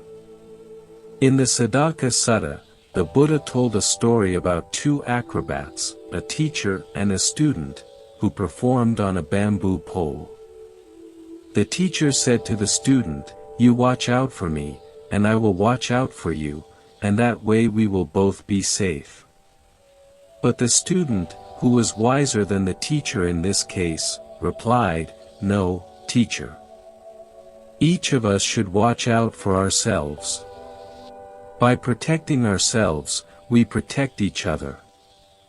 The Buddha used this story to illustrate that self-care is not opposed to caring for others. It is the foundation of it. When you take care of your own physical health, your own mental clarity, your own emotional balance, you are not neglecting your parent. You are ensuring that the care you provide comes from a place of fullness rather than depletion, from strength rather than desperation, from love rather than obligation. This is so important, friends, and it is something that many caregivers do not hear often enough. It is not selfish to take a break. It is not wrong to ask for help. It is not a failure to admit that you are tired, that you are struggling, that you need someone to hold you up the way you are holding your parent up. The Buddha built an entire community, the Sangha, precisely because he understood that no one can walk this path alone. We need each other. We need support, encouragement, companionship, and the occasional cup of tea with someone who understands what we are going through. So if you are in the midst of caring for an aging parent right now, if you are reading this with tired eyes and a heavy heart, hear me when I say this: you are doing something sacred. You are doing something that matters more than you know. And you are allowed to be imperfect at it. You are allowed to have bad days. You are allowed to feel frustrated, angry, sad, overwhelmed, and still be a good child. Because the goodness is not in the perfection of your performance. It is in the sincerity of your intention. It is in the fact that you are here, trying, caring, showing up, even when it is hard, especially when it is hard. The Buddha once said that the most difficult practice is not meditation in a cave for 30 years. The most difficult practice is patience in the face of daily irritation, compassion in the face of ingratitude, love in the face of indifference. And caring for an aging parent provides all of these challenges in abundance, which is why it is such a powerful path, not despite its difficulty, but because of it. There is a beautiful concept in Buddhist philosophy called field of merit, and it refers to the idea that certain beings, certain relationships, certain actions provide especially rich soil for the cultivation of good karma. The Buddha identified several such fields, and among them, right at the top of the list, he placed one's parents. Not monasteries, not temples, not sacred relics, but one's own mother and father. He said that a person who serves their parents with devotion and care is cultivating a field of merit so rich, so fertile, that the harvest of goodness it produces will sustain them for lifetimes. Think about that for a moment, friends. The greatest temple you will ever enter is not made of stone or gold. It is the living, breathing presence of your mother and father. The most sacred offering you will ever make is not incense or flowers or chanting. It is the offering of your time, your patience, your undivided attention, placed at the feet of the people who gave you life. This is not poetic exaggeration. This is the direct teaching of the Buddha, stated clearly and without qualification in multiple suttas, reinforced by his own example, and confirmed by the practice of countless awakened beings throughout the history of the tradition. And this brings me to something I want to explore with you, friends, something that touches on the intersection of filial piety and the deeper teachings of karma and rebirth. Because in the Buddhist understanding, the relationship between parent and child is not random. It is not an accident of biology or circumstance. It is the result of deep karmic connections that stretch back through countless lifetimes, connections that have been woven and rewoven, broken and repaired, strengthened and tested over an unimaginable span of time. The parent who drives you crazy may be the same being who saved your life in a previous existence. The child who brings you joy may be the same being who caused you sorrow in another form. The web of relationships is vast and intricate and mysterious, and the Buddha taught that treating every being with kindness and respect is wise precisely because you cannot know the full history of your connection with them. But with parents, the connection is especially intimate, especially charged, especially significant. The Buddha said that in the endless round of rebirth, it would be difficult to find a single being who has not, at some point, been your mother or your father. Every stranger on the street, every animal in the field, every insect on the leaf, has at some point in the vast, dizzying cycle of existence, cradled you in their arms, fed you from their body, wept over your suffering, rejoiced at your happiness. This teaching is meant to expand your compassion beyond the narrow circle of your immediate family to encompass all beings, but it also deepens your appreciation for the particular beings who are your parents in this life, because they are not just your parents now.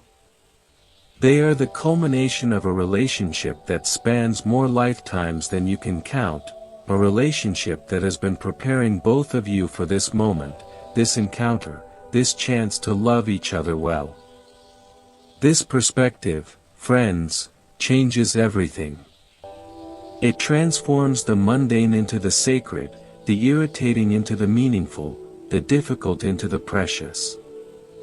When your mother repeats the same story for the 10th time, and you feel that familiar flicker of impatience, remember that this voice has been calling your name across lifetimes, across realms, across the vast, echoing corridors of existence.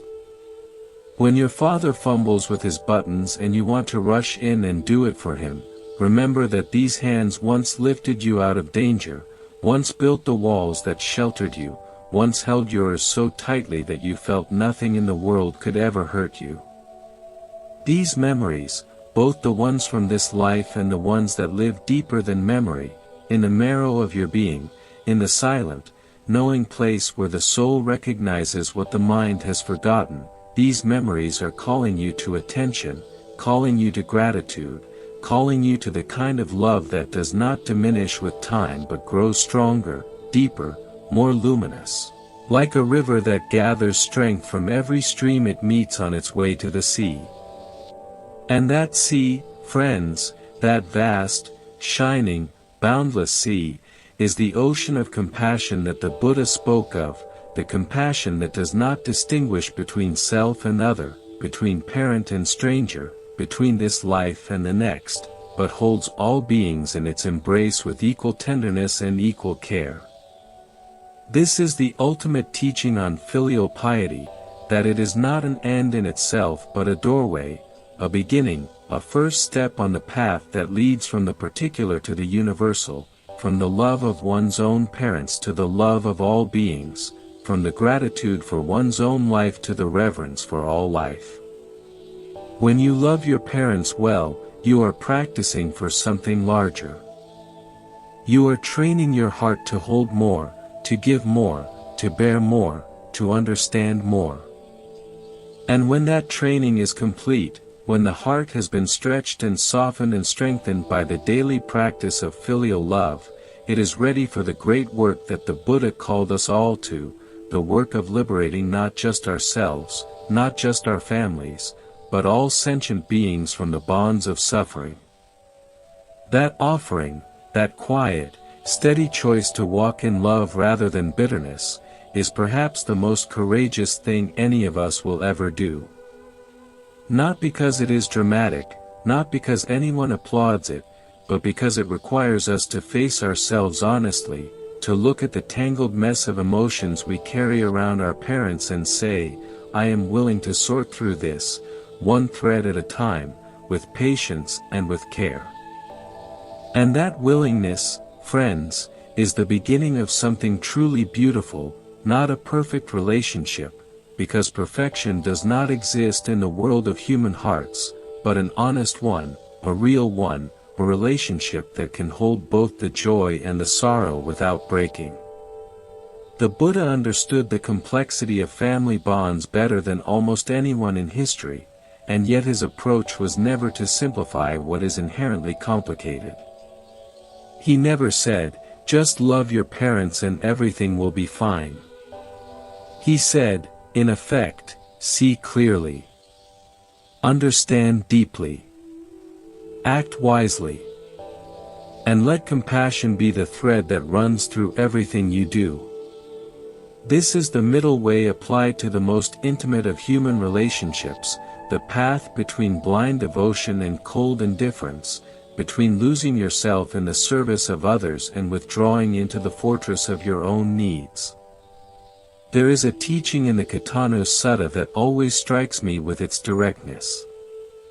The Buddha said that two people are hard to find in this world, two people who are rare and precious beyond measure. The first is the one who acts first in kindness, who gives without being asked. And the second is the one who is grateful for that kindness, who recognizes what has been given and holds it in their heart with reverence.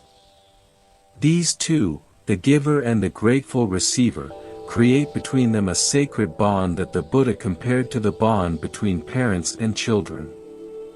The parent gives first, unconditionally, without asking for a receipt. And the child, if they are wise, recognizes that gift and responds with a gratitude that is not just a feeling, but a way of life.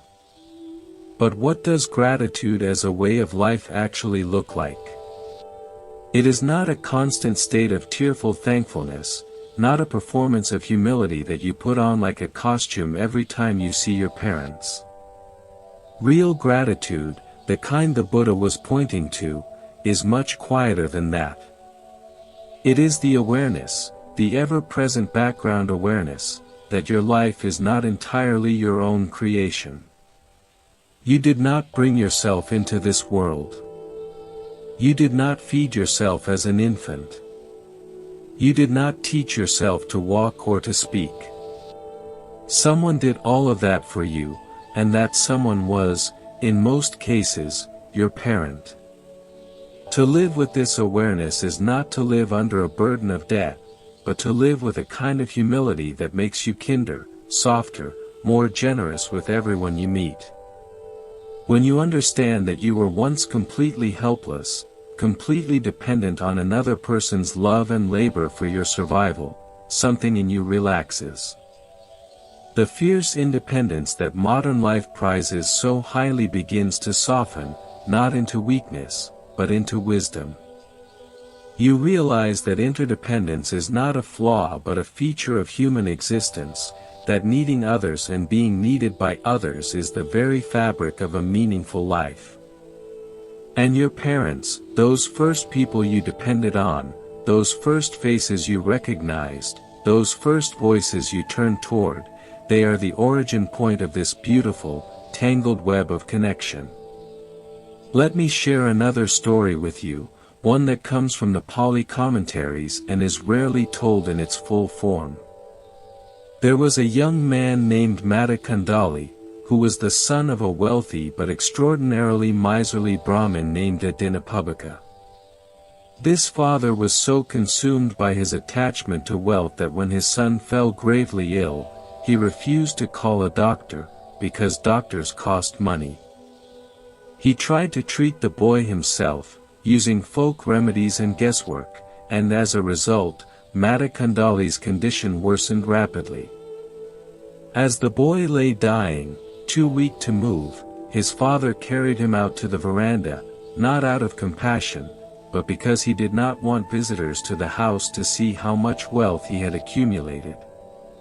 Even in the midst of his son's suffering, his mind was on his gold. Mata Kundali lay there, fading, his young life slipping away because of his father's greed. The Buddha, walking on his morning alms round, passed by the house and saw the dying boy. With his divine eye, he perceived that Mata Kundali had a pure heart, a mind inclined toward goodness despite the harshness of his upbringing. The Buddha directed a ray of radiance toward the boy, and Mata Kundali, opening his eyes and seeing the Buddha's serene, compassionate face, felt a wave of joy and devotion surge through him. In that moment, with his last breath, his mind was filled with faith and happiness, and he passed away in that state of goodness. Now, this story is often told to illustrate the power of faith at the moment of death, but there is another layer to it that speaks directly to what we are discussing. After his son's death, Adinapubbika was consumed by grief, a grief that was made infinitely heavier by guilt. He knew, in the depths of his heart, that his son had died because of his miserliness, because he had loved his gold more than his boy. He went to the cemetery every day, weeping, calling his son's name, overcome by a regret that no amount of wealth could ease. The Buddha, out of compassion for this tormented man, arranged for the deceased Mata Kundali, who had been reborn in a heavenly realm due to his wholesome mind state at death, to appear before his father and speak to him. When Adinapubbika saw his son, radiant and at peace, he was overcome. And the young man said to his father, "Do not grieve for me, father. I am well. But please, listen to the Buddha. Do not let your attachment to wealth continue to blind you. Do not let what happened to me happen to you. Open your hands, open your heart, and let go." This encounter, this message from a child to his parent from beyond the grave, broke something open in Adinapubbika. He went to the Buddha, heard the Dharma, and was transformed. He became one of the most generous supporters of the Sangha, giving freely and joyfully, his former miserliness replaced by an open-hearted generosity that amazed everyone who knew him. And the catalyst for this transformation was his son, his child, who, even after death, was still fulfilling the highest form of filial duty by helping his parent find the Dharma. This story reverses the usual direction of filial piety, does it not? Here it is the child who saves the parent, the son who opens the father's eyes, the younger generation that lifts the older out of suffering. And this, friends, is a crucial insight that the Buddha's teachings offer us. Filial devotion is not just about the child serving the parent. It is about both parties growing together, lifting each other, becoming each other's refuge. The child who practices the Dharma becomes a source of light for the parent, and the parent who accepts that light with humility becomes a living testament to the transformative power of love. Many of us think of our parents as fixed, unchangeable beings, set in their ways, impossible to reach. But the Buddha's own experience, and the many stories that emerged from his community, show us that this is not true. People can change at any age. Hearts can soften at any stage of life. Minds can open even when they have been closed for decades. And sometimes, the key that unlocks that change is not a brilliant argument or a dramatic intervention, but the steady, patient, loving presence of a child who refuses to give up on them. This patience, this refusal to give up, is itself a form of practice, a form of dana, of generosity, that the Buddha valued above all others, because you are not giving material things, you are giving your time, your energy, your hope. You are saying, through your actions, I believe in your capacity to grow. I believe in your ability to find peace. And I will keep showing up, keep offering my love, keep being here, for as long as it takes. Now, friends, I want to turn our attention to something that happens far too often in the world today, something that causes a particular kind of suffering that is both widespread and deeply hidden. I am talking about the loneliness of aging parents. Not the dramatic loneliness of being abandoned or neglected in some obvious way, but the subtle, creeping loneliness that settles in when children grow up, move away, build their own lives, and gradually, without anyone really noticing, stop being present in the daily texture of their parents' existence. This loneliness does not announce itself. It does not shout or cry or make scenes. It simply sits there, in the quiet house where voices once echoed, in the empty chair at the dinner table, in the phone that does not ring, in the calendar with no visits marked. It is the loneliness of a mother who waters her garden alone and wonders if anyone will ever compliment her roses again. It is the loneliness of a father who sits on the porch and watches the road, not because he expects anyone, but because watching the road gives him something to do, something that feels like hope. The Buddha, who saw suffering in all its forms, who had the compassion to look where others looked away, spoke about the suffering of separation as one of the fundamental forms of dukkha. In the Salatha Sutta, he distinguished between physical pain and the mental suffering we add on top of it, and in the context of aging parents, this distinction is vital. An aging parent may have physical ailments that cause them pain, yes. But far more devastating than the physical is the mental suffering of feeling forgotten, of feeling irrelevant, of feeling that the world has moved on and left them behind, that the children they poured their lives into have become strangers who send money but not warmth, who call on holidays but not on ordinary days, who are physically able to visit but always seem to have something more important to do. This is not said to make anyone feel guilty, friends. We have already talked about the trap of guilt and how it differs from the freedom of awareness. But it is said to open your eyes, gently, to a reality that may be unfolding right now in the life of someone you love. And the remedy, the antidote, the medicine, is not complicated. It does not require a prescription or a pilgrimage. It requires only the willingness to remember, to reach out, to be present in whatever way you can. There was a lay woman in the Buddha's time, a woman named Suppavesa, who was known for her exceptional generosity and devotion.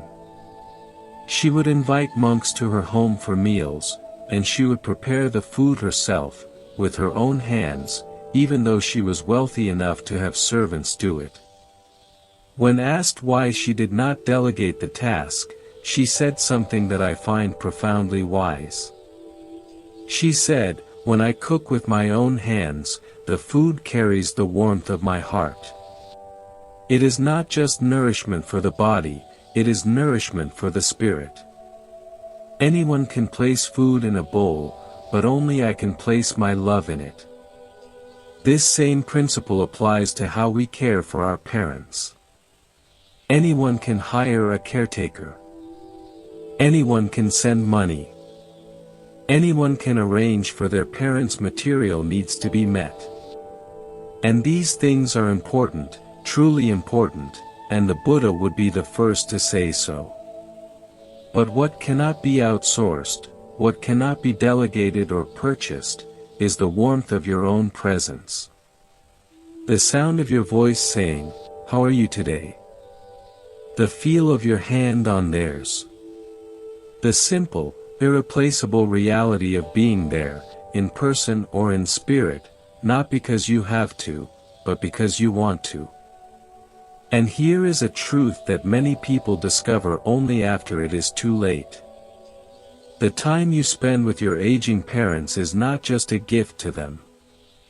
It is a gift to yourself. Because in those quiet moments, in those slow afternoons, in those meandering conversations that seem to go nowhere, you are receiving something precious, something that the world of speed and productivity and ambition cannot offer you. You are receiving the wisdom of a life that has been lived. You are receiving the stories that will die when they die. You are receiving the last drops of a love that has been flowing toward you since before you were born, and that will continue to flow, in memory and in merit, long after they are gone. Your father's stories about his childhood, the ones he tells with that faraway look in his eyes, those are not just stories. They are the roots of who you are. Your mother's recipes, the ones she makes from memory without measuring anything, those are not just food. They are love encoded in ingredients, tradition made tangible, a legacy that can be passed down to your own children if you care enough to learn them. The way your parents pronounce certain words, the expressions they use, the songs they hum, the prayers they whisper before sleep, all of these are threads in a tapestry that will unravel when they go. And if you have not paid attention, if you have not recorded these things in your heart, then a part of your history, a part of yourself, will be lost forever. The Buddha taught impermanence not as a doctrine to be believed, but as a reality to be lived. When you sit with your parent and truly feel the impermanence of the moment, something shifts in you. The irritation fades. The impatience dissolves. The need to be somewhere else evaporates. You realize that this moment, this very ordinary, nothing special moment of sitting together, is actually extraordinary. It is irreplaceable. It is happening for the first and last time, because even if you sit together again tomorrow, it will be a different moment, with a different light, a different mood, a different number of breaths remaining. There is a verse, attributed to the Theragatha, those poems of the elder monks who achieved awakening, that speaks to this. One monk wrote that when he finally understood impermanence, truly understood it, not as a concept but as a living reality, the first thing he wanted to do was go to his mother. Not to a temple, not to a retreat, not to a mountain. To his mother. Because in the light of impermanence, every moment with her became sacred. Every word became precious. Every glance became a prayer. And so, friends, here we arrive at the heart of what it means to honor our parents correctly in the Buddhist tradition. It is not about perfection. It is not about performing a role. It is not about checking boxes or fulfilling obligations or proving to the world that you are a filial son or daughter. It is about waking up. It is about seeing clearly. It is about letting the truth of impermanence transform the way you hold every moment you still have with the people who gave you life. It is about choosing, again and again, with whatever energy you have, whatever capacity you possess, whatever love remains in your battered, beautiful heart, to show up. To be present.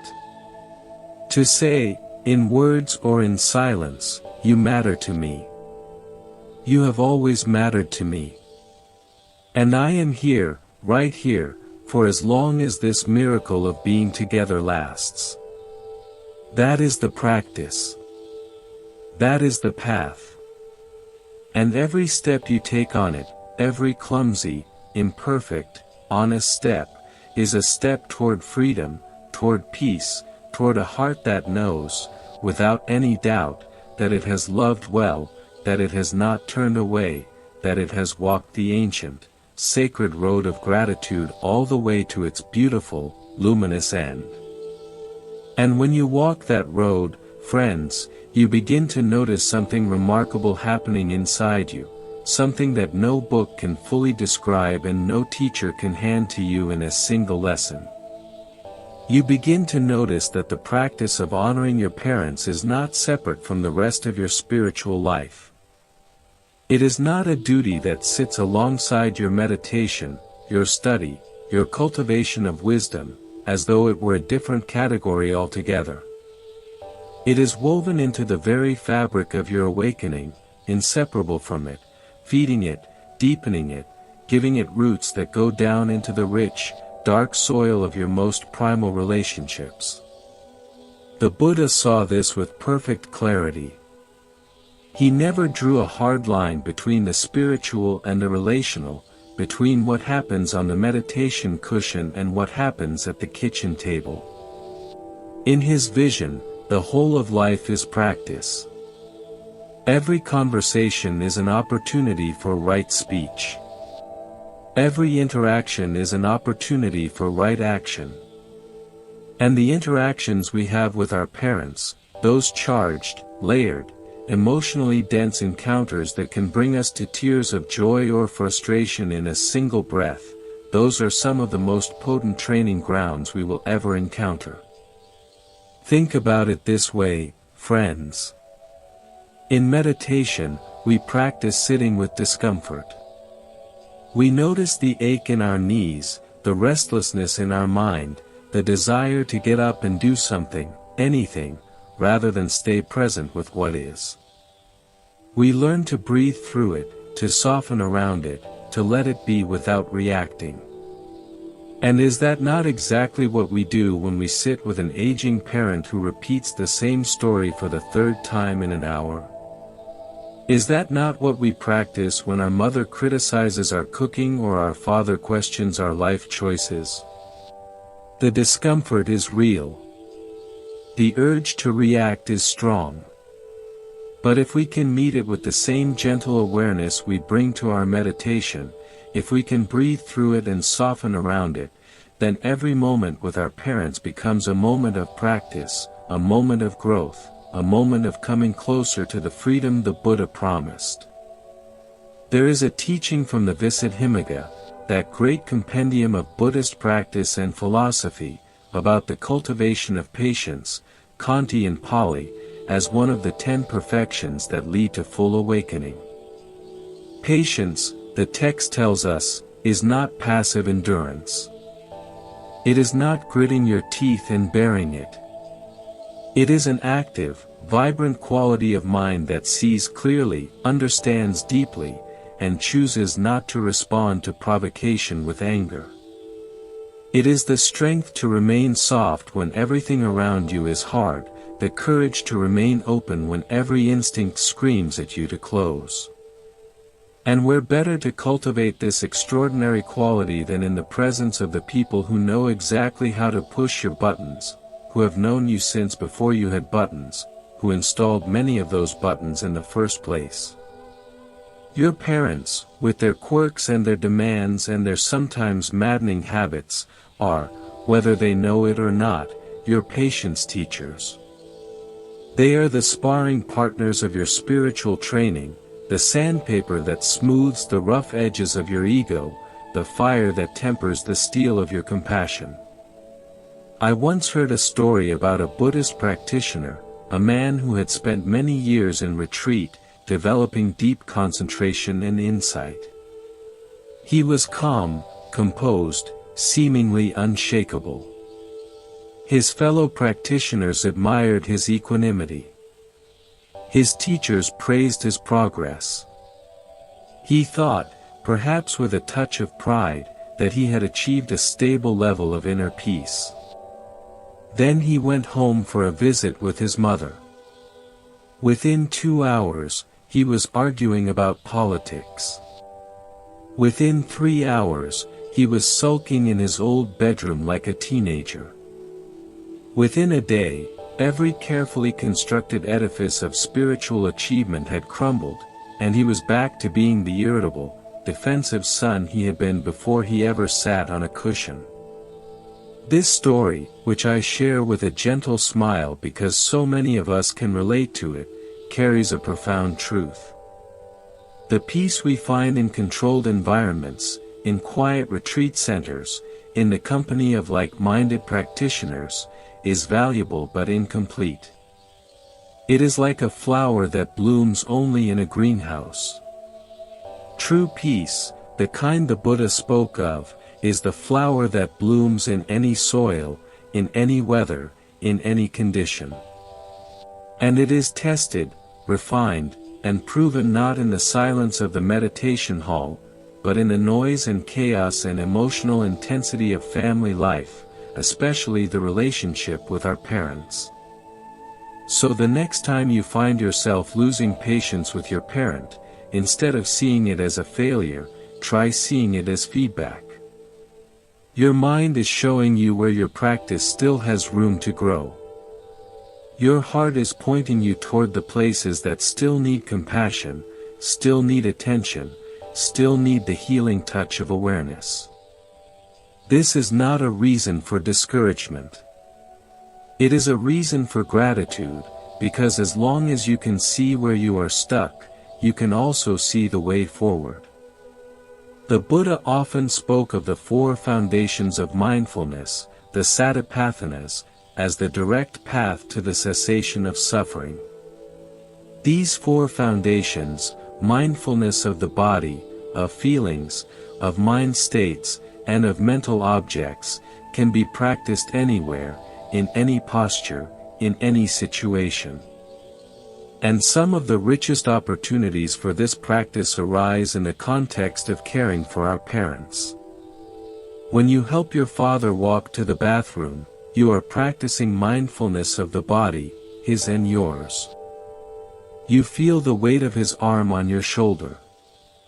You notice the rhythm of his steps, the places where he hesitates, the way his breathing changes with exertion. You are fully present with the physical reality of this moment, this act of supporting another person's fragile, aging body with your own. When you sit with your mother and she tells you about her aches and pains, you are practicing mindfulness of feelings. You notice the feelings that arise in you, perhaps sadness at her suffering, perhaps frustration that you cannot fix it, perhaps a subtle aversion to hearing about illness because it reminds you of your own mortality.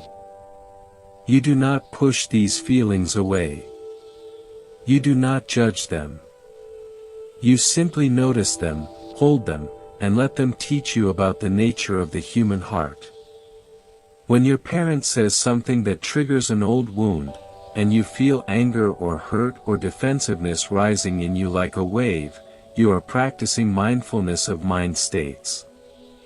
You watch the anger form, you see its texture, its color, its temperature. You notice how it wants to express itself, in sharp words, in a clenched jaw, in a turning away. And in that noticing, in that tiny gap between stimulus and response, you find the freedom to choose differently. You find the power to respond with kindness instead of reactivity, with understanding instead of blame. And when you contemplate the whole situation, the impermanence of your parents' life, the conditioned nature of their behavior, the interconnectedness of your stories, you are practicing mindfulness of mental objects, of the deeper truths that underlie the surface of daily experience. You see that your parents' criticism is not really about you. It is about their own fear, their own disappointment, their own unresolved pain. You see that your resentment is not really about them. It is about your own expectations, your own unmet needs, your own difficulty accepting things as they are. This kind of seeing, friends, is liberating. It does not make the difficulties disappear, but it changes your relationship to them. It turns obstacles into opportunities, burdens into blessings, conflicts into classrooms. And at the center of it all is the extraordinary realization that your parents, these imperfect, complicated, infuriating, beautiful human beings, are among your greatest teachers, not despite their flaws, but because of them. There is a story from the Dhammapada commentary about a young man named Surya, whose story takes a surprising turn that reveals the depth of the Buddha's understanding of family bonds. Surya was a wealthy young man who, through a series of karmic events, underwent a dramatic transformation that caused him to lose everything he had: his status, his identity, his sense of self. Stripped of all that he had relied on, disoriented and alone, the one thing that brought him back to himself, the one anchor in the storm of his confusion, was the thought of his mother. Not his wealth, not his reputation, not his friends, but his mother. The memory of her face, the sound of her voice, the feeling of her hand on his forehead when he was sick as a child. These memories became the thread that led him back to sanity, back to wholeness, back to a life of meaning. When he finally returned to her, broken and humbled, she did not ask what had happened. She did not demand explanations or recriminations. She simply opened her arms and held him, the way she had held him when he was small, and in that embrace, he found something that all his wealth and status had never given him: the unconditional acceptance of being loved exactly as he was, without conditions, without prerequisites, without the need to perform or achieve or prove anything at all. This, friends, is the essence of a parent's love at its best, and it is what makes filial devotion so powerful as a spiritual practice. Because when you receive unconditional love, even imperfectly, even inconsistently, you receive a glimpse of the unconditioned, a taste of what the Buddha called nibbana, the peace that comes from letting go of all the conditions we place on happiness.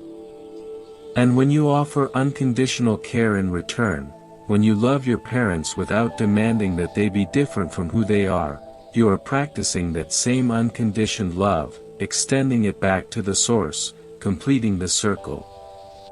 Of course, life is rarely this simple, and the Buddha never pretended that it was. There are parents who do not know how to love unconditionally. There are families where the circle of love was broken long ago, where the thread between parent and child is frayed or severed. And for those of you who find yourselves in this situation, the teaching does not ask you to pretend otherwise. It asks you to work with what you have, honestly and compassionately. If the thread is frayed, tend to it.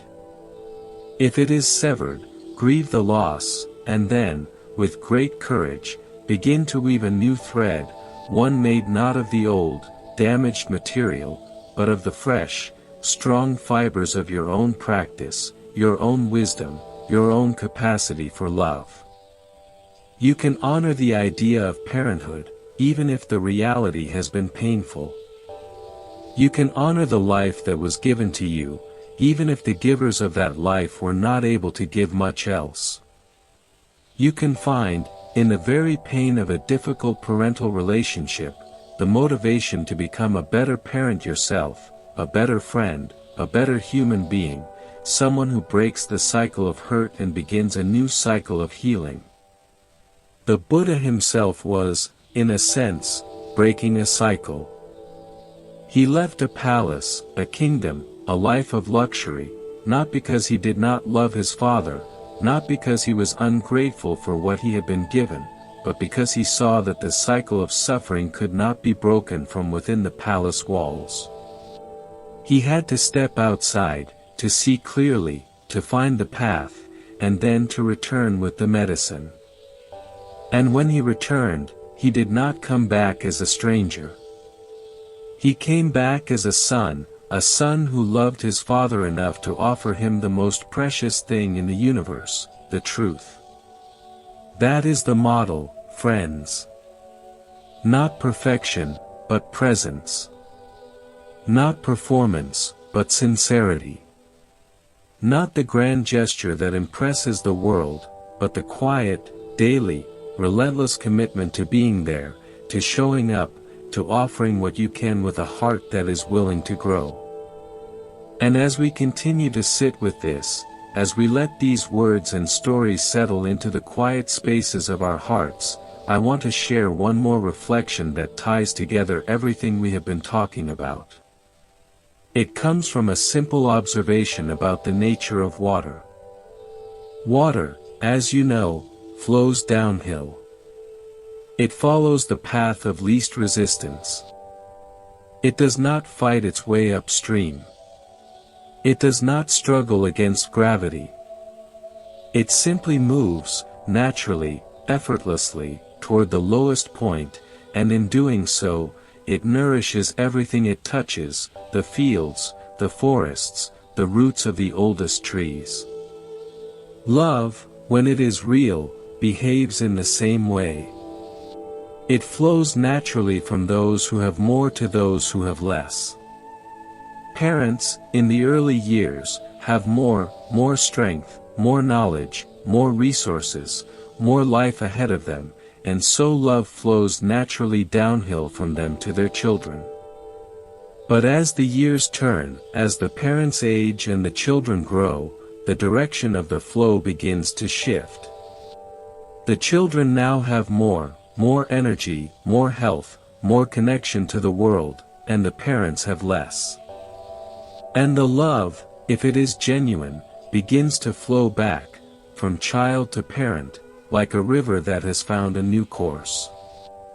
This reversal is natural. It is beautiful. It is part of the great cycle of life that the Buddha described so eloquently in his teachings on dependent origination, on the interconnectedness of all things. Nothing exists in isolation. Everything arises in dependence on conditions. And one of the most fundamental conditions of your existence, the condition without which you would not be here, reading these words, thinking these thoughts, breathing this air, is the love and sacrifice of your parents. When you honor that condition, when you acknowledge it, when you respond to it with gratitude and care, you are not just being a good child. You are aligning yourself with the fundamental truth of how reality works. You are stepping into the flow of life instead of fighting against it. You are saying yes to the interconnectedness that the Buddha saw so clearly, the web of relationships that holds us all, the invisible threads of love and karma that connect every being to every other being, across time, across space, across the vast, luminous expanse of existence itself. And in that alignment, in that stepping into the flow, you find a peace that is beyond description. Not because your problems disappear, not because your parents suddenly become easy to deal with, not because life becomes a fairy tale with a perfect ending, but because you are no longer fighting what is. You are no longer resisting the most basic truth of your life, that you are someone's child, that you owe a debt of love that can never be fully repaid, and that the attempt to repay it, the sincere, heartfelt, daily attempt, is one of the most noble and liberating things you will ever do.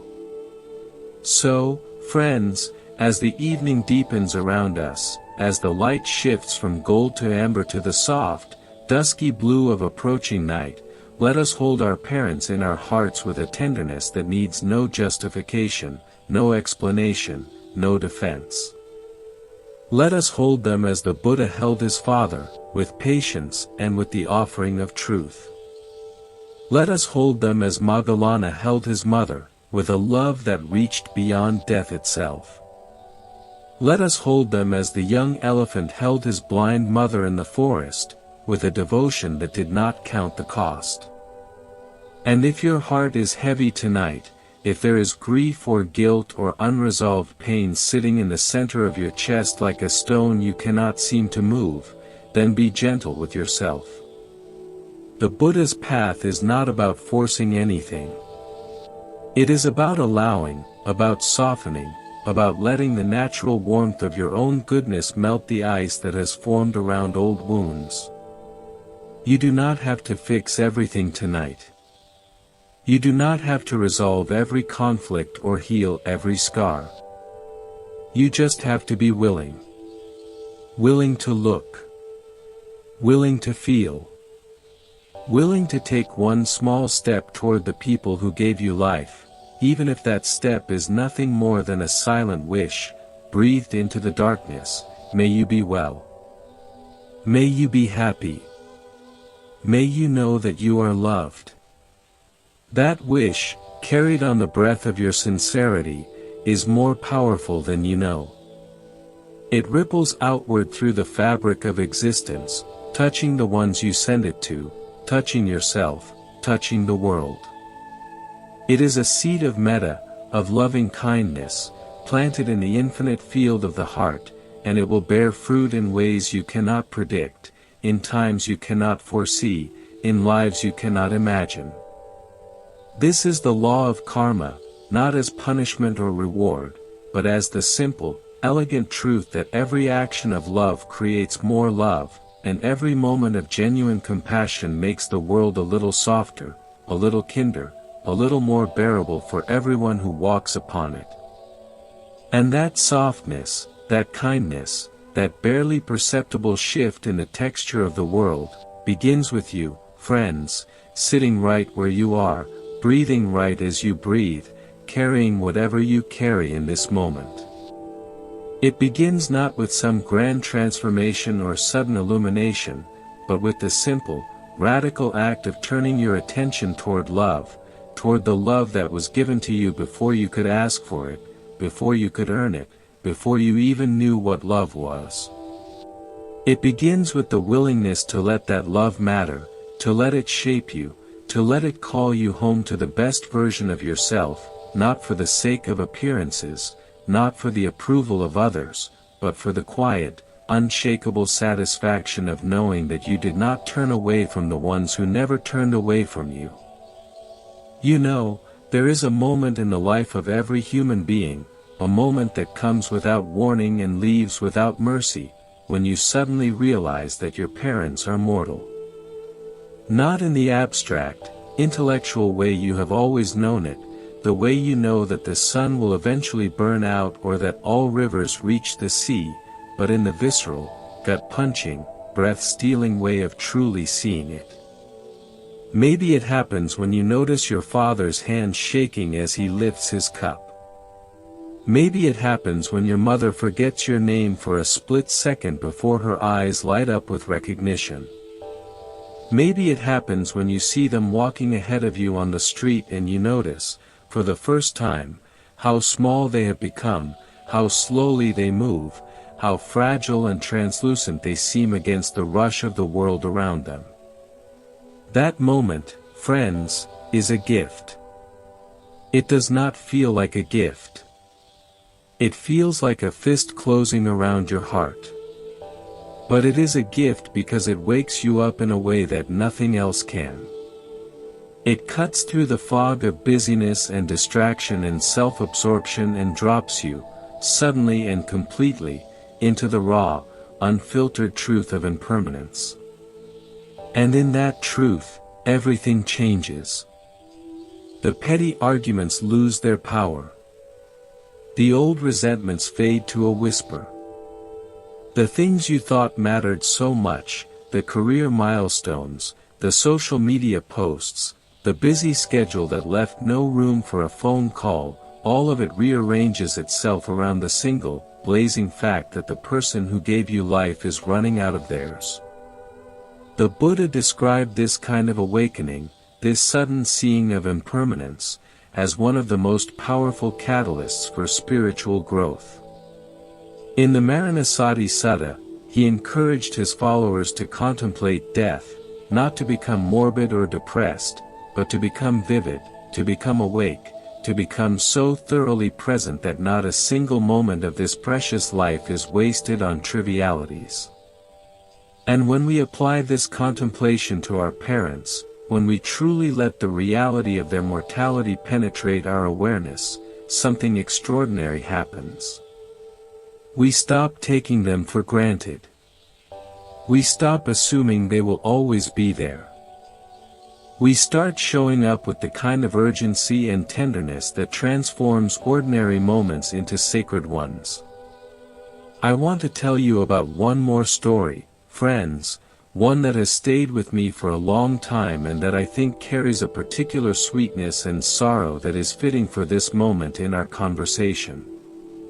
In the time of King Pasenadi, who was a devoted follower of the Buddha and the ruler of the kingdom of Kosala, there lived an old woman named Kali, a woman of no particular wealth or status, a widow who lived alone in a small house near the outskirts of Savatthi.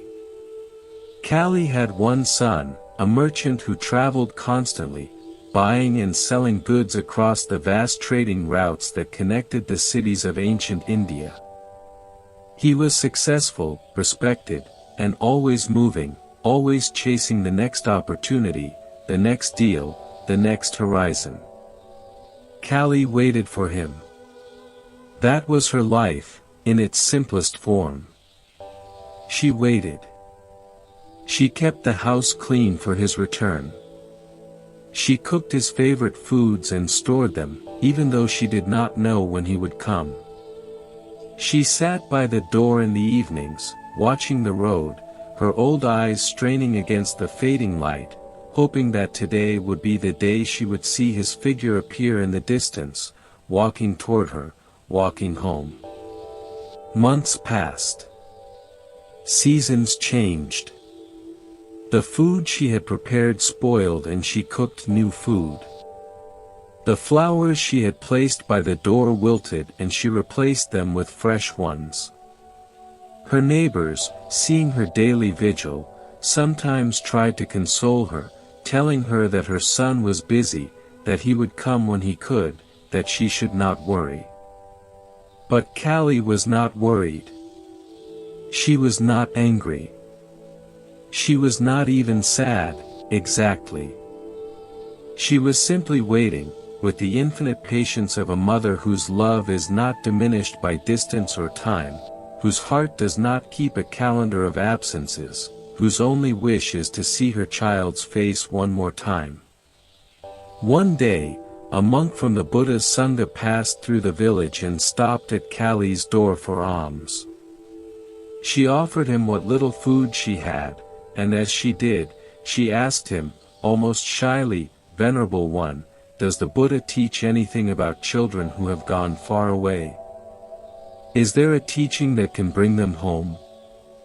The monk, moved by the old woman's gentle question, told her about the power of loving kindness, about how when a mother generates genuine metta for her child, that intention travels across all distances, touching the child's heart in ways that cannot be explained by ordinary means. Kali took this teaching to heart. Every evening, after her meal, she would sit in the stillness of her little house and send loving kindness to her son. She would close her eyes and picture him, wherever he was, and she would wish him safety, happiness, health, and peace. She did not ask him to come home. She did not beg or bargain. She simply loved him, across the miles, across the silence, across the vast and empty space between them. And she did this every single night, without fail, for years. The story says that one evening, her son, sitting in a distant city after a successful day of trading, was suddenly overwhelmed by a feeling he could not explain. It was not sadness exactly, and not guilt, but something deeper, something that felt like a hand reaching into his chest and gently squeezing his heart. He put down his ledger. He stood up from his desk. He walked outside and looked at the sky, and in that moment, with the stars just beginning to appear, he saw his mother's face as clearly as if she were standing in front of him. He saw her smile, her patient eyes, the slight tremor in her hands, the door she kept open, the road she kept watching. And without making a single calculation, without weighing the costs or the benefits, without consulting his partners or checking his schedule, he turned toward home. He walked through the night, through the next day, through the following night, barely stopping to rest, driven by something that was beyond reason, beyond logic, beyond the world of profit and loss that had consumed his life for so long. He was driven by love, the love that had been sent to him across all those miles, all those nights, by a mother who never stopped believing that her kindness would reach him. When he arrived at the door, Callie was there. She was always there. And when she saw him, she did not cry. She did not scold him for being away so long. She simply opened the door wider, smiled, and said, "Come in, your food is ready." As if he had only been gone for an afternoon. As if the years of waiting had been nothing. As if love, in its truest form, exists outside of time, untouched by the long, empty spaces between visits, undimmed by the silence, unbroken by the distance. Friends, that story is not just about Callie and her son. It is about all of us. It is about every mother and every father who waits, and every son and every daughter who, somewhere deep inside, hears the call but keeps putting off the journey home. And it is about the extraordinary power of love to cross distances that seem uncrossable, to survive silences that seem endless, to remain whole and warm and alive even when everything around it suggests that it should have faded long ago. The Buddha saw this power. He named it. He honored it. He placed it at the very heart of his teaching on how to live a good and meaningful life. Because he understood that the love between parent and child is not just a biological bond or a social contract. It is one of the purest expressions of the love that holds the entire universe together, the love that gives rise to compassion, to generosity, to patience, to every noble quality that the human heart is capable of. And when we practice filial devotion, when we care for our parents with awareness and kindness, we are not just fulfilling an obligation. We are participating in something much larger than ourselves. We are adding our small, humble voice to the great chorus of love that has been singing since the beginning of time, the chorus that includes every parent who ever stayed up all night with a sick child, every mother who ever went hungry so her children could eat, every father who ever worked a job he hated so his family could have a roof over their heads. We are joining that chorus, friends, and our voice matters.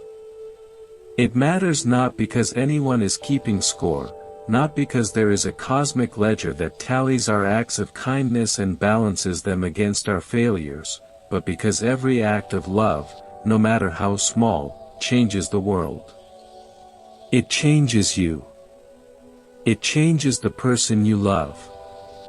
It changes the unseen currents of karma that flow beneath the surface of existence, carrying all beings toward either suffering or freedom. The Buddha's final words, as he lay beneath the sal trees in Kusinara, preparing to pass into parinibbana, were about diligence. He said, "All conditioned things are impermanent. Work out your salvation with diligence." And in the context of everything we have shared tonight, that diligence includes the diligence of love. The diligence of not forgetting. The diligence of showing up. The diligence of caring for the ones who cared for you first, not perfectly, not without struggle, but with all the sincerity and tenderness that your heart can hold. If there is one thing I hope you carry with you from this conversation, friends, it is this: you do not need to wait for a perfect moment to love your parents. The imperfect moment is the only moment there is, and it is enough. A phone call made in the middle of a busy day is enough. A message sent before you go to sleep is enough. A visit, even a short one, where you sit and listen and hold their hand and let the silence between you be filled not with awkwardness but with the comfortable warmth of two people who belong to each other, that is enough. And if they are gone, if you are reading this and your parents have already passed from this world, then know this: your love still reaches them. Your goodness still honors them. Your life, lived with compassion and integrity and the willingness to keep growing, is itself a monument to their love, more enduring than any stone, more beautiful than any ceremony, more precious than any offering you could place on any altar in any temple in the world. The Buddha, who loved his father, who honored his foster mother, who spent his entire life teaching others how to love wisely and well, would tell you the same thing he told his followers 2,500 years ago. He would say that the heart that knows gratitude is the heart that knows freedom. He would say that the child who cares for their parent with wisdom and compassion is walking the same path that leads to the end of all suffering. He would say that in this vast, spinning, sometimes bewildering world, there are few things more worthy of your time, your energy, and your devotion than the simple, sacred, infinitely precious act of loving the ones who loved you first. And so, as this moment passes, as the words settle into stillness, as the night wraps itself gently around us like a mother's arms around a sleeping child, let us rest in that truth. Let us breathe it in. Let us carry it with us, not as a weight, but as a wing, lifting us toward the kind of life that is worth living, the kind of heart that is worth having, the kind of love that is worth giving, again and again and again, without end, without condition, without regret, until the very last breath, and even beyond, into the great, luminous mystery that awaits us all. May your parents be well. May they be happy.